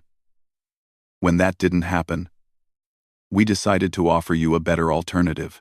The demonstration continued for 30 minutes, as human ships revealed themselves throughout known space. The message was clear: there was nowhere to run, nowhere to hide, no possibility of resistance that humanity hadn't already anticipated and prepared for. When the last ship had decloaked, the silence in the assembly chamber was deafening.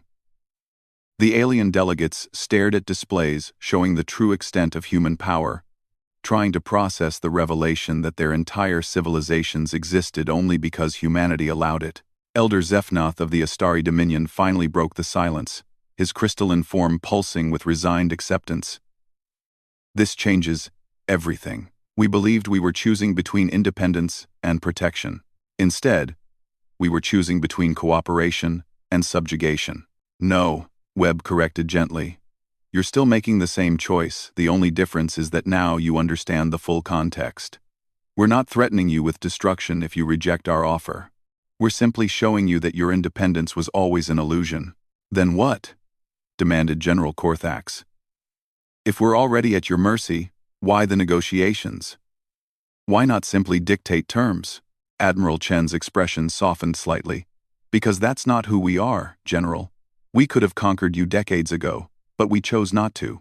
We could impose our will by force, but we prefer cooperation. We could rule as tyrants, but we'd rather serve as guardians. The choice is still yours, Webb added.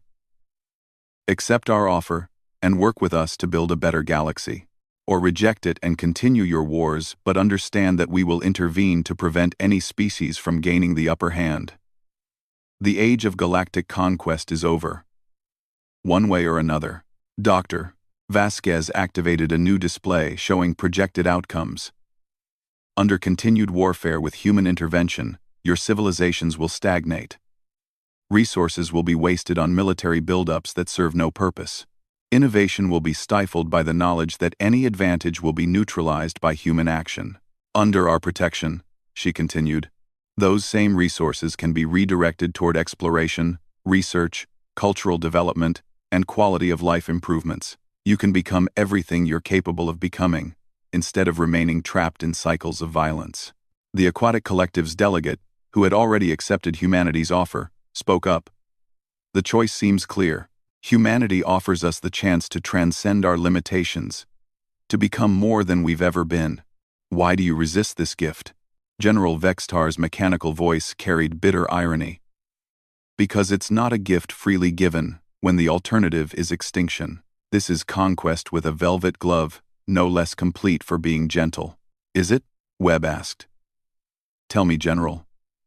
What have you lost by learning of our presence? Have we changed your government? Have we interfered with your trade? Have we demanded tribute or territory? The only thing that's changed is your knowledge of reality. The debate continued, but the outcome was inevitable. One by one, the alien species began to reconsider their positions. The Astari Dominion was the first to change their vote, recognizing that their crystalline civilization could prosper under human protection. The Silicon Thermophiles followed, their logical processes concluding that resistance was futile. The Ethereal Consortium wavered, their energy-based forms flickering with uncertainty. The Hive Collective remained divided, their harmonies discordant with internal conflict, but the Vraxian Empire and the Corvan Federation held firm in their refusal. Pride and honor demanded that they choose death over submission, even when submission offered life and prosperity. As the session drew toward its close, Ambassador Webb made one final appeal. General Korthax, General Vextar, I understand your positions, and I respect them. You're choosing to die as free beings rather than live as protected ones. There's nobility in that choice. But consider this, your refusal doesn't just affect your governments or your militaries. It affects every civilian under your protection. Every child who will never grow up. Every artist who will never create. Every scientist who will never discover the secrets of the universe. Is your pride worth their lives? Is your independence more valuable than their futures? The question hung in the air like a challenge to everything the warrior cultures held sacred. For warriors, the choice between honor and death was simple, but for leaders responsible for billions of lives, the calculation became infinitely more complex. General Korthax's scaled features showed the weight of command as he considered Webb's words. Around him, his aide whispered urgent calculations about civilian casualties, economic collapse, and the end of Vraxian civilization. General Vextar's cybernetic systems ran probability analyses, while his organic brain grappled with emotions his mechanical enhancements couldn't process. The cold logic of his implants said surrender. But the fire of his species' independence burned too bright to extinguish. The session ended without resolution, but everyone knew that the final decision point had arrived. Humanity had revealed its full power, demonstrated its reach, and made its final offer. The alien species now faced the ultimate choice: accept a new reality where humanity guaranteed peace through overwhelming force, or reject it and face the consequences of defying the new galactic order. As night fell over Concordia Prime, emergency consultations continued in every delegation. Subspace communications burned with urgent debates as governments struggled with the most important decision in their civilization's histories. The next morning would bring final answers, and with them, the dawn of a new galactic age.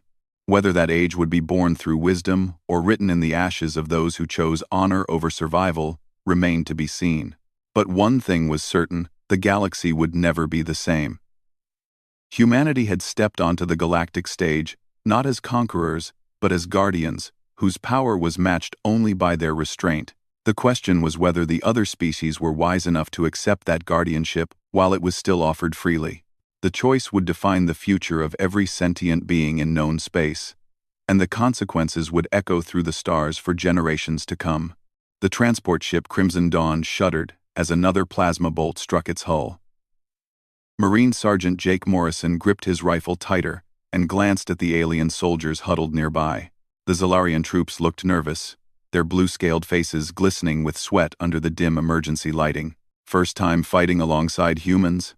asked Lieutenant Vex, a tall Zalarian with silver markings across his forehead. His translator device made his voice sound mechanical. Jake nodded, checking his ammunition count. "First time off Earth, actually. Been looking forward to this." The other aliens in the transport exchanged glances. Jake noticed their expressions, a mixture of curiosity and concern. He'd heard the rumors about how other species viewed humans. Something about being from a death world, whatever that meant. "You seem calm," observed Private Crix, a smaller Zalarian whose scales were a darker shade of blue. "Are all humans like this before battle?" Jake shrugged. "I guess. Combat's combat, right? You train for it, you do it, you hope everyone gets home safe." "ICAM. Now." The ship's captain's voice crackled over the intercom. "Attention all units. We're approaching the contested mining station on Kepler 442b. Intelligence reports heavy Vorthan presence. Expected resistance is high. Landing in T-5 minutes." Jake stood and began his equipment check. His rifle was a standard-issue plasma weapon, though he'd been allowed to keep his old combat knife from Earth, a 7-inch blade his grandfather had carried in the Pacific War centuries ago. The other Marines watched as he methodically checked each piece of gear. "Morrison," Lieutenant Vex said, "I should warn you about the Vorthans. They're brutal fighters. They don't take prisoners, and they have no concept of mercy. Their claws can tear through most body armor." "Thanks for the heads up," Jake replied, sliding a fresh power cell into his rifle. "What else should I know?" "They're fast. Faster than any of us," added Crix.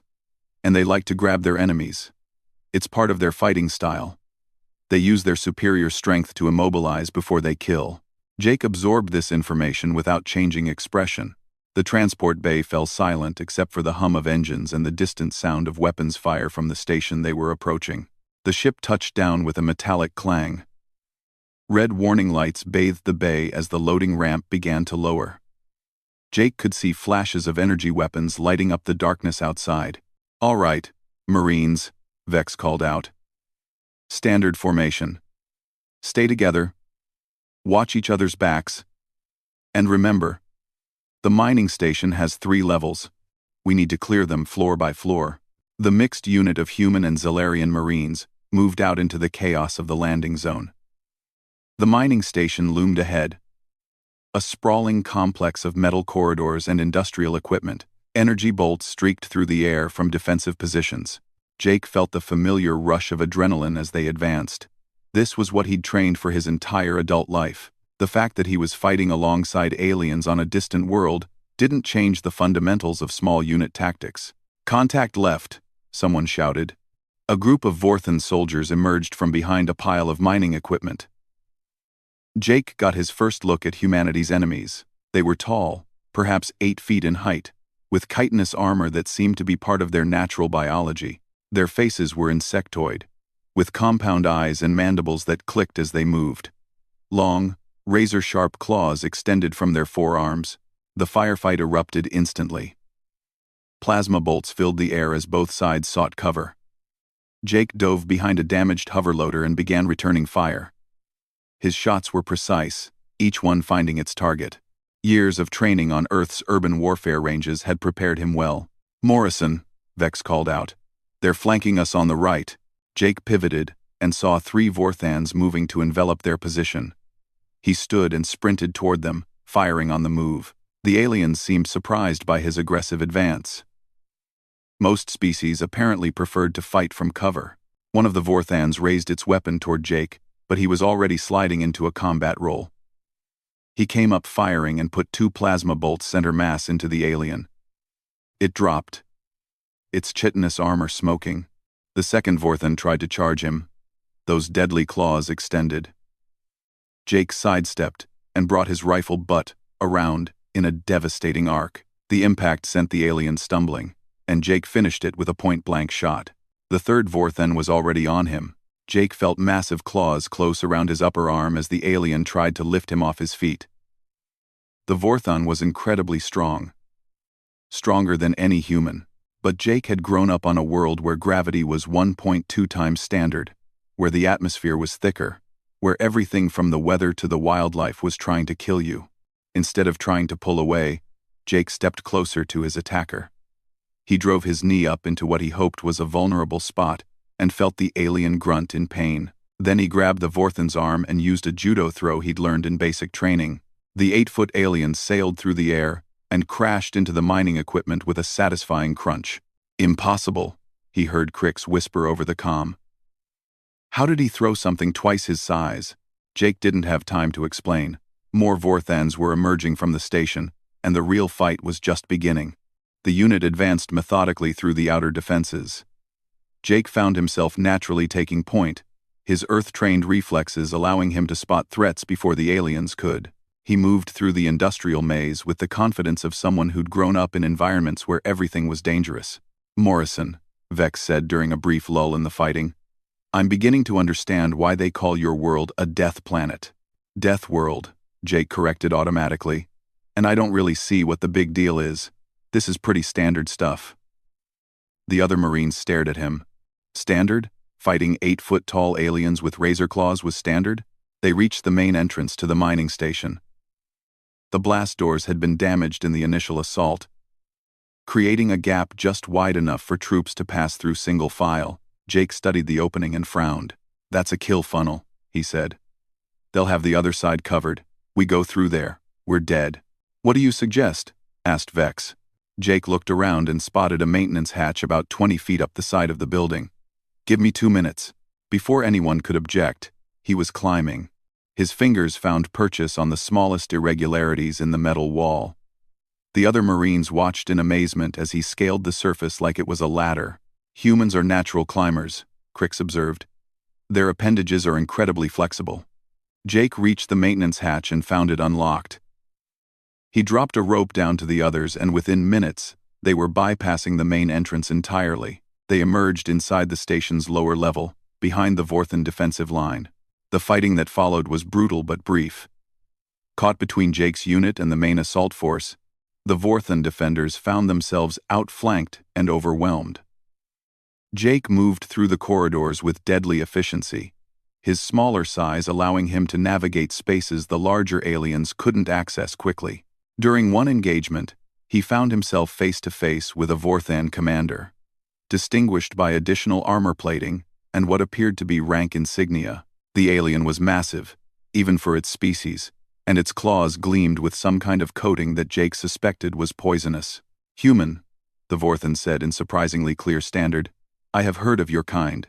You come from the burning world, yes? The place of endless storms and poison air?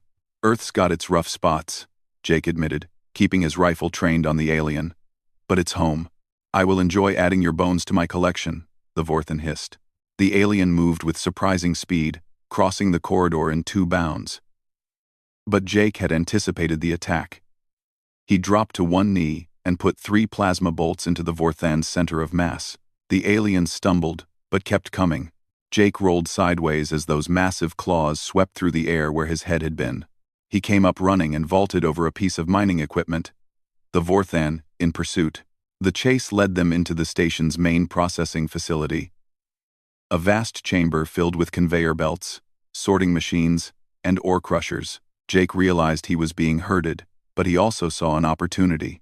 He made a show of stumbling, letting the Vorthan think it had him cornered against one of the massive machines. The alien approached slowly, savoring its apparent victory. "Your kind thinks you are warriors," the Vorthan said, "but you are soft, weak. You have never faced true predators." Jake thought about the grizzly bear he'd encountered while camping in the Rockies during his youth, or the time a pack of engineered wolves had cornered his unit during training exercises in the Siberian Preserve, or simply growing up on a world where the weather could kill you if you made one wrong decision. "You're probably right," Jake said, then hit the emergency activation for the ore crusher. The massive machine roared to life. The Vorthan, caught off guard by the sudden noise and vibration, turned toward the sound. Jake used that moment of distraction to launch himself at the alien's back. His combat knife found the gap between armor plates, sliding between what he hoped were vital organs. The Vorthan screamed and thrashed, but Jake held on, riding the alien as it spun and clawed at him. Finally, the Vorthan collapsed. Jake extracted his knife and wiped it clean on the alien's armor. "Morrison," Vex's voice came over the comm. "We've secured the first level. What's your status?" "All clear here," Jake replied. "Ready to move to level 2. As he made his way back to rejoin his unit, Jake reflected on the fight. The Vorthans were tough opponents, stronger and faster than humans in most ways, but they seemed to rely too heavily on their physical advantages. They expected their enemies to be intimidated, to fight defensively. They clearly hadn't encountered humans before. The unit regrouped at the main stairwell leading to the 2nd level. Jake noticed the way the other Marines looked at him, with a mixture of respect and something that might have been fear. "Morrison," Vex said, "that was impressive. But I should warn you, intelligence suggests the real resistance is on the upper levels. The Vorthans have had time to prepare defensive positions." Jake checked his ammunition and reloaded his rifle. "Then we'd better get started." As they began their ascent, he caught fragments of conversation between the alien Marines. They were speaking in their own language, but his translator picked up enough to understand they were discussing him. Words like predator and Death World native kept coming up. Jake smiled grimly. He was beginning to understand why humanity's application to join the Galactic Federation had caused such a stir. If this was how the galaxy's military professionals reacted to basic human combat capabilities, it was no wonder some species had opposed Earth's admission. The stairwell was narrow and poorly lit. Jake took point again, moving carefully to avoid potential ambushes. His enhanced hearing, a product of growing up on a world where failing to hear a predator meant death, picked up the slightest sounds from above. "Contact," he whispered into his comm. At least 6 hostiles. 2 levels up. How can you possibly know that? Crix asked. I can hear their breathing, Jake replied matter-of-factly. The other Marines exchanged glances. Humans could hear breathing from 2 levels away? They developed a quick plan. Jake would continue up the stairs, drawing the Vorthan's attention, while the others flanked using the maintenance corridors they'd discovered on the first level. It was risky, but Jake volunteered to be the bait. Are you certain about this? Vex asked. You'll be outnumbered 6-1. Jake shrugged. I've had worse odds. He hadn't, actually, but there was no need to mention that. The plan worked perfectly. As Jake emerged onto the second level, the waiting Vorthans immediately focused on him. They moved to surround the stairwell. Exactly as predicted. What they didn't expect was the rest of the unit emerging from the walls behind them. The battle for the second level was shorter but more intense than the first. The Vorthans fought with the desperation of cornered animals, and their claws did terrible damage to anyone who got too close. But Jake's unit had learned to use their advantages. Superior tactics, better coordination, and the simple fact that humans seemed to thrive in chaotic combat situations. By the time they reached the third and final level, word of their approach had clearly spread. The remaining Vorthans had consolidated their defenses around the station's command center. According to intelligence, this was where they were coordinating the defense of the entire mining operation. This is it, Vex said, as they prepared for the final assault. Whatever happens here determines whether we secure this sector. Jake nodded and checked his equipment one more time. His rifle was running low on power, but he still had his knife and his wits.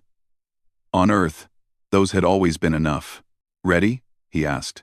The unit moved out for the final battle, and Jake Morrison, ordinary human marine from the supposedly impossible world of Earth, prepared to show the galaxy exactly what a Death Worlder could do. Number: the hair grab incident. The command center of the mining station sprawled before them like a technological cathedral. Banks of monitors displayed mining operations across dozens of worlds, while holographic displays showed troop movements and resource flows. But Jake Morrison's attention was focused entirely on the 37 Vorthan soldiers positioned throughout the chamber. They've got overlapping fields of fire, he whispered into his comm. And those are heavy plasma cannons, not just rifles. Lieutenant Vex crouched beside him behind a bank of computer terminals. The Zalarian's blue scales had darkened to almost black, apparently a stress response. The Federation needs this facility intact. We can't just blast our way through. I can see the primary data core, added Private Crix. It's behind that cluster of Vorthans near the far wall. If we can reach it. Jake studied the layout. The Vorthans had positioned themselves well, using the natural corridors between equipment banks to create choke points. But they were thinking defensively, preparing for a conventional assault. They expected their enemies to advance methodically, using cover, suppressing fire, all the standard tactics. They were wrong. Give me 30 seconds, Jake said. Then hit them from 3 directions at once. Before anyone could object, he was moving. But instead of advancing along the floor like any sensible soldier, Jake went up. His fingers found purchase on cable runs and support struts as he climbed into the superstructure above the command center. The Vorthans below continued watching the approaches, unaware that death was moving silently 20 feet above their heads. Jake's grandfather had taught him to hunt deer in the forests of Pennsylvania. The old man would have been proud to see those lessons applied on an alien world. Jake reached a position directly above the largest concentration of enemies. Below him, 8 Vorthan soldiers clustered around a massive console, their attention focused outward. He checked his chronometer. 25 seconds, since he'd left his unit. He dropped. 8 feet and 300 pounds of chitinous alien warrior was formidable. But 200 pounds of human falling from 20 feet up was an unstoppable force. Jake landed squarely on the largest Vorthan's back, driving the alien to the deck. His combat knife found the gap in armor plating before the other Vorthans could react. Chaos erupted throughout the command center as Jake rolled away from the confused aliens and came up firing. His plasma rifle cut down 2 more Vorthans before they could turn their weapons on him. The others were torn between engaging Jake and watching for his unit, which was now advancing from 3 different directions. "Impossible!" one of the Vorthans snarled in Standard. "How did you get above us?" Jake didn't bother answering. He was already moving again, using the confusion to close distance with another group of enemies. The Vorthans were physically superior in almost every way. Stronger, faster, better armed. But they'd evolved on worlds where combat was straightforward. Predator faced prey. Warrior faced warrior. Strength against strength. They had never encountered an enemy that used the environment itself as a weapon. Jake vaulted over a control console and landed among 3 Vorthans who had been trying to set up a crossfire. Before they could adjust, he was inside their reach, too close for their ranged weapons to be effective. His knife work was surgical, quick, precise strikes to disable rather than kill when possible.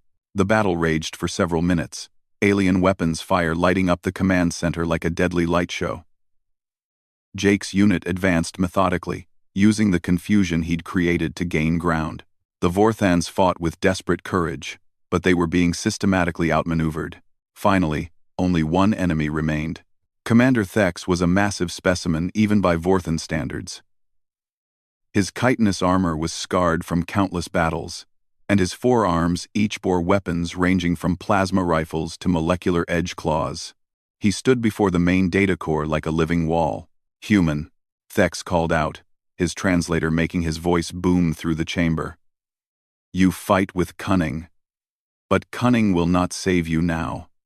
I have killed hundreds of warriors from a dozen species.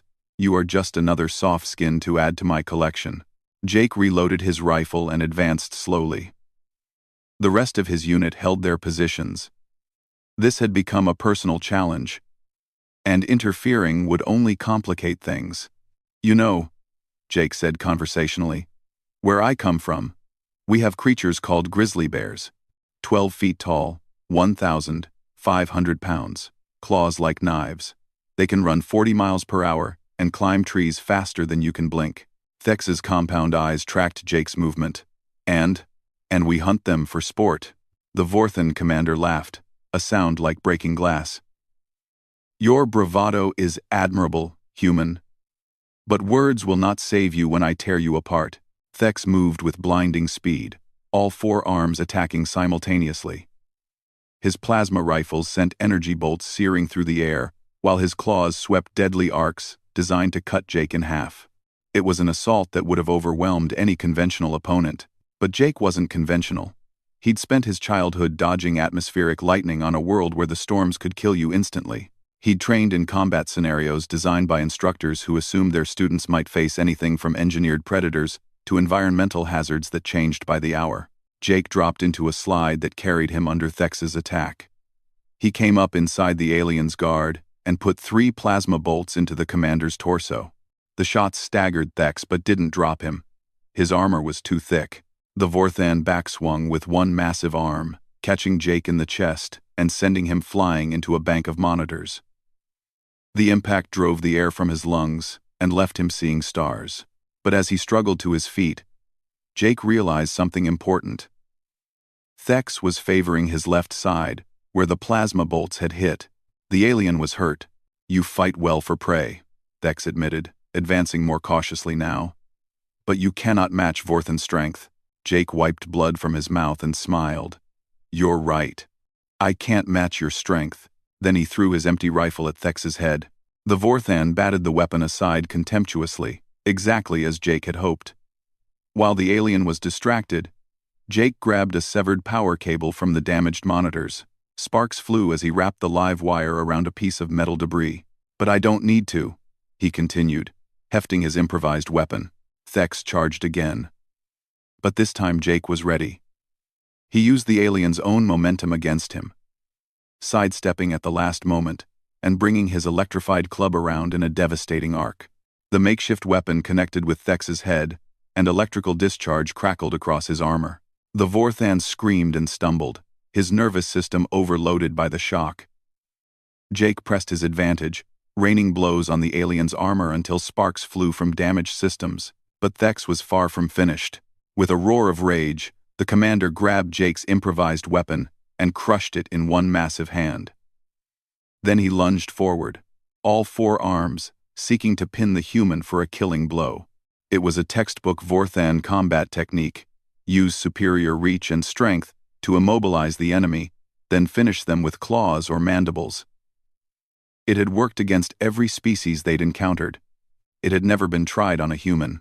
As Thex's arms closed around him, Jake did something completely unexpected.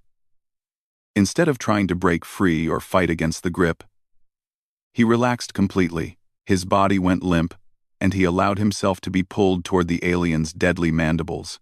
Thex was confused by this apparent surrender. And in that moment of confusion, Jake struck.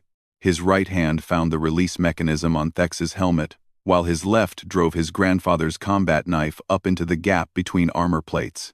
But the Vorthan commander was tougher than his subordinates. Even with a knife between his ribs, Thex maintained his grip. His massive hands searched for a more secure hold, and one of them tangled in Jake's hair. It was a minor tactical adjustment. Hair was as good as anything else to grab. Thex had used similar techniques against enemies with fur or natural head crests. A firm grip on the cranial area gave excellent control over an opponent's head and neck. For most species, it was an effective technique. Jake Morrison was not most species. Jake had grown up on a world where the gravity was 20% higher than galactic standard, where atmospheric pressure required special breathing techniques just to function normally, where children learned to fall properly before they learned to walk, because falling wrong could kill you. But more importantly, Jake had spent 8 years in the Colonial Marines, including 3 years as a close combat instructor. He had trained thousands of recruits in hand-to-hand combat techniques designed for the worst-case scenarios humanity could imagine. And one of the first things he taught every recruit was how to respond when an enemy grabbed your hair.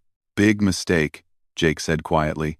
Before Thex could process what was happening, Jake grabbed the alien's wrist with both hands. Then he dropped his entire body weight downward, while simultaneously rotating his head in the direction of Thex's thumb, the weakest point of any grip. The technique was called a hair grab escape, and it was considered basic knowledge among human fighters. The physics were simple. No matter how strong your grip, you cannot maintain hold against the combined force of an opponent's body weight and rotational momentum, focused on the weakest point of your hand. Thex's grip broke instantly. But Jake wasn't finished. Still holding the alien's wrist, Jake planted his feet and used his legs, strengthened by years of living in higher gravity, to drive his shoulder up into Thex's elbow joint. The leverage was perfect, and the Vorthan's arm hyperextended with a sickening crack. The alien commander screamed and tried to pull away, but Jake maintained his grip. He twisted Thex's broken arm behind his back in a control hold that would have been familiar to any human police officer. "Here's the thing about grabbing someone's hair," Jake explained, applying steady pressure to keep the much larger alien immobilized. "It works great if your opponent doesn't know how to counter it. But if they do," he applied more pressure, and Thex dropped to his knees. "You've just given them a perfect grip to control your entire arm." Jake could have killed the alien commander then. One quick application of pressure would have snapped Thex's neck. But something in the alien's posture suggested surrender rather than continued resistance. "Do you yield?" Jake asked. Thex was quiet for a long moment, his compound eyes reflecting what might have been shock. Finally, he spoke. "How?" the alien asked. "You are half my size. How did you break my grip so easily?" "Training," Jake replied simply. "On my world, we assume that anything we fight will be bigger and stronger than us. So we learn to use technique instead of force." "Impossible," Thex whispered. "No warrior can defeat superior strength through technique alone." Jake released the alien's arm and stepped back, keeping his rifle trained on the commander. "You've never fought humans before, have you?" "No," Thex admitted. "We had heard rumors of the new species, tales of warriors from the burning worlds, but we thought them exaggerated." "What kind of rumors?" "That your kind comes from planets that would kill any civilized being in minutes, that you fight with the fury of natural predators, that you consider pain to be merely another form of information." Jake considered this. "The stories probably are exaggerated. We're not that different from anyone else." We just adapt to our environment. Vex struggled to his feet, cradling his broken arm. Your environment created you to be living weapons. Before Jake could respond, Lieutenant Vex and the rest of the unit approached. The Zalarian Marines kept their weapons trained on the Vorthan commander, but their expressions suggested they were as stunned as their prisoner. Morrison, Vex said slowly. We all saw what happened, but I'm not sure we believe it. What part? A warrior 3 times your size grabbed your hair, one of the strongest possible grips, and you not only escaped, but turned it into a submission hold. Vex paused. In Zalarian combat doctrine, that scenario ends with the smaller fighter's death. Every time. Jake shrugged. Different world, different solutions. This changes everything, Crix whispered. If humans can neutralize Vorthan close combat advantages, the war dynamics shift completely. Vex finished. Despite his injuries, the alien commander's voice carried a note of professional respect. Your species will be formidable allies. Or terrifying enemies. Jake was beginning to understand the wider implications of what had just happened. This hadn't been just another skirmish in a galactic conflict. This had been humanity's first real demonstration of its combat capabilities to the wider galaxy, and apparently, they'd made quite an impression. Vex, Jake said. We need to secure that data core and call for extraction. But first, I think we should get Commander Thex some medical attention. The Zalarian lieutenant stared at him. You want to treat the enemy who just tried to kill you? He's not the enemy anymore, Jake replied. He's a prisoner of war. And the Geneva Conventions apply even out here. Geneva Conventions? Jake realized he'd have to explain human rules of warfare later. Right now, they had a mission to complete. As they moved to secure the command center, Jake noticed the way his alien teammates looked at him. There was respect there, certainly. But also something else. A kind of cautious reverence that made him uncomfortable. He was just a Marine doing his job. The fact that his job apparently made him a legend among alien species was something he'd have to process later. For now, they had a war to win. 6 months after the incident at the mining station, Marine Sergeant Jake Morrison found himself in the strangest position of his military career. Sitting in a lecture hall at the Galactic Military Academy on Centauri Prime, trying to explain human combat techniques to an audience of alien military officers. The hall was packed. Representatives from 47 different species had come to hear the human who had defeated a Vorthan commander in single combat. Using nothing but technique. Jake could see Zalarians, Aquarians, Centaurans, and dozens of species he couldn't identify, all watching him with expressions ranging from curiosity to outright awe. So, said Admiral Korth, a elderly Centauran with 4 arms and skin like polished stone, you maintain that any sentient being can learn these techniques? Jake nodded. The principles are universal. Physics works the same everywhere. Leverage, momentum, pressure points.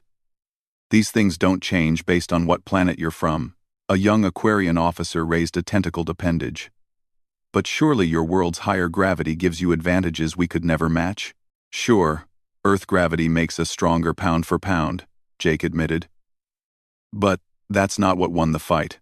Commander Thex was still much stronger than me, even accounting for gravity differences. Then how? The question came from a Vorthan in the audience, one of the first of his species to attend the academy since the recent ceasefire. My people have studied the recordings. We still do not understand how you escaped Thex's grip. Jake stood and gestured to Lieutenant Vex, who had agreed to help with the demonstration. The Zalarian had become something of a celebrity himself after word of their mission spread through the fleet. The key is understanding that brute force isn't everything, Jake explained. Vex, grab my hair like you're trying to control my head. The alien officer complied, taking a firm grip with one scaled hand.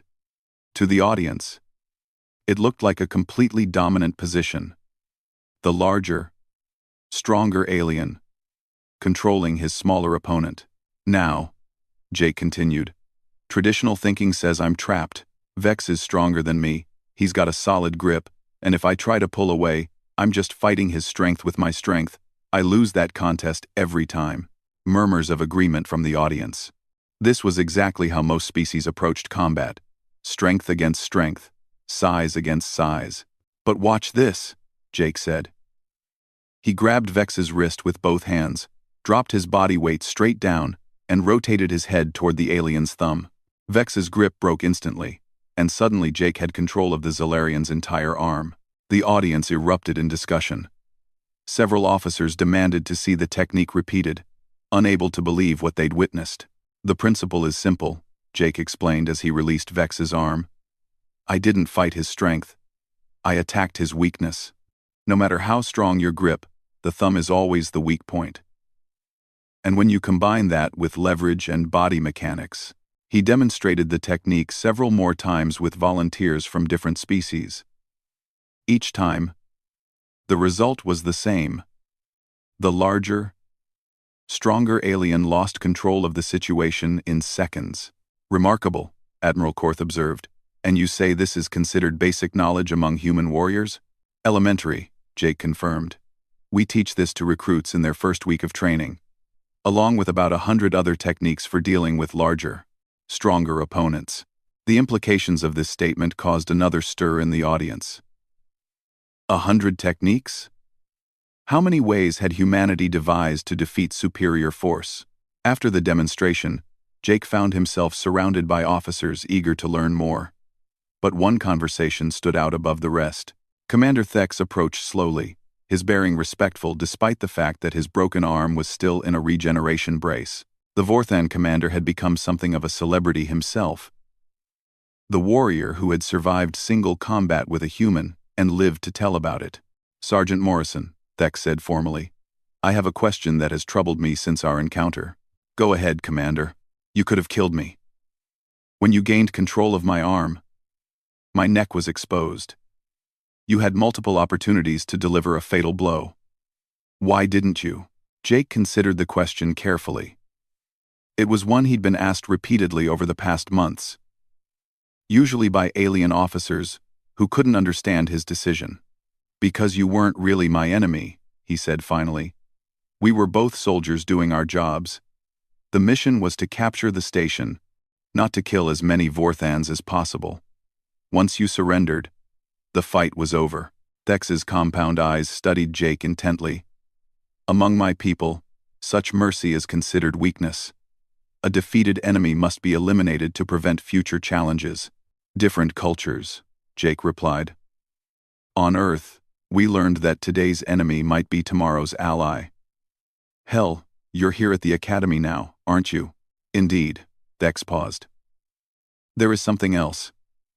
Since our encounter, Vorthan High Command has been re-evaluating our understanding of combat.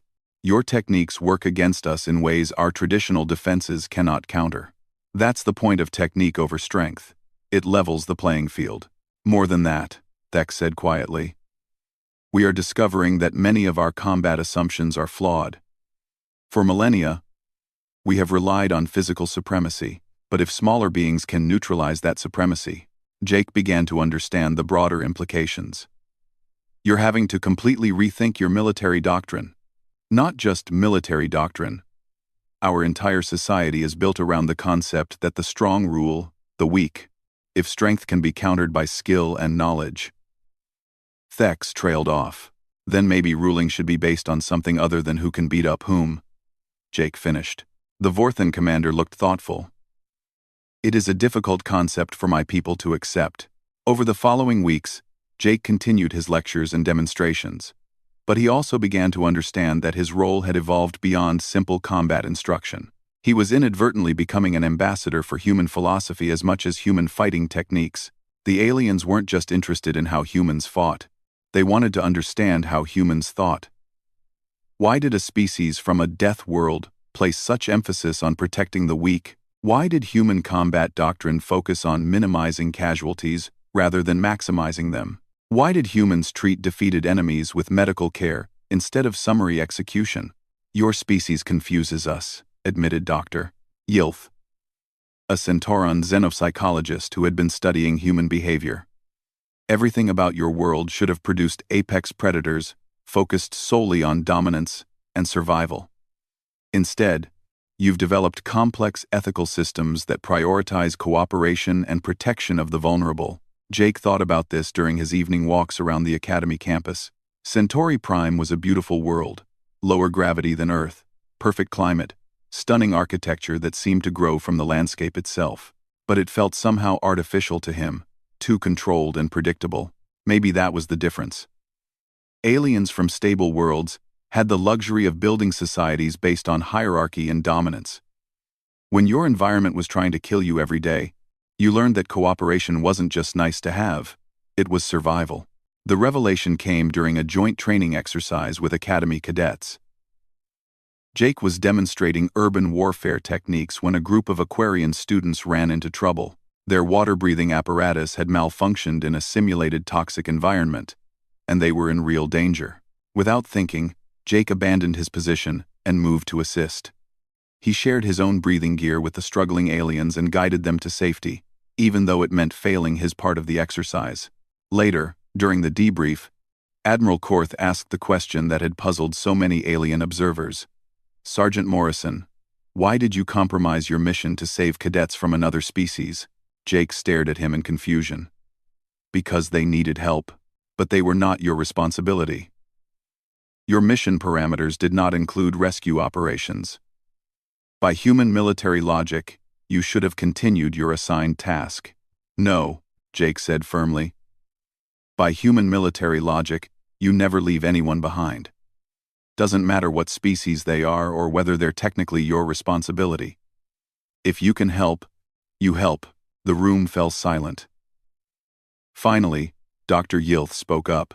"This is what we have been struggling to understand," the xenopsychologist said. "Your species evolved on a world that was actively hostile to life. By all statistical models, this should have produced beings focused entirely on individual survival. Instead, it produced a species that instinctively prioritizes group survival over personal advancement." "Of course it did," Jake replied. "On Earth, you survive as a group or you don't survive at all. One person alone against a storm system that spans continents, that's suicide. But 100 people working together? That's a colony. And this philosophy extends to combat? Everything extends to everything," Jake said. "You can't separate how you fight from how you live. If you'll abandon people in peacetime, you'll abandon them in war. If you'll help strangers when nothing's at stake, you'll help teammates when everything is." The alien officers exchanged glances. They were beginning to understand that human combat effectiveness wasn't just about technique or training.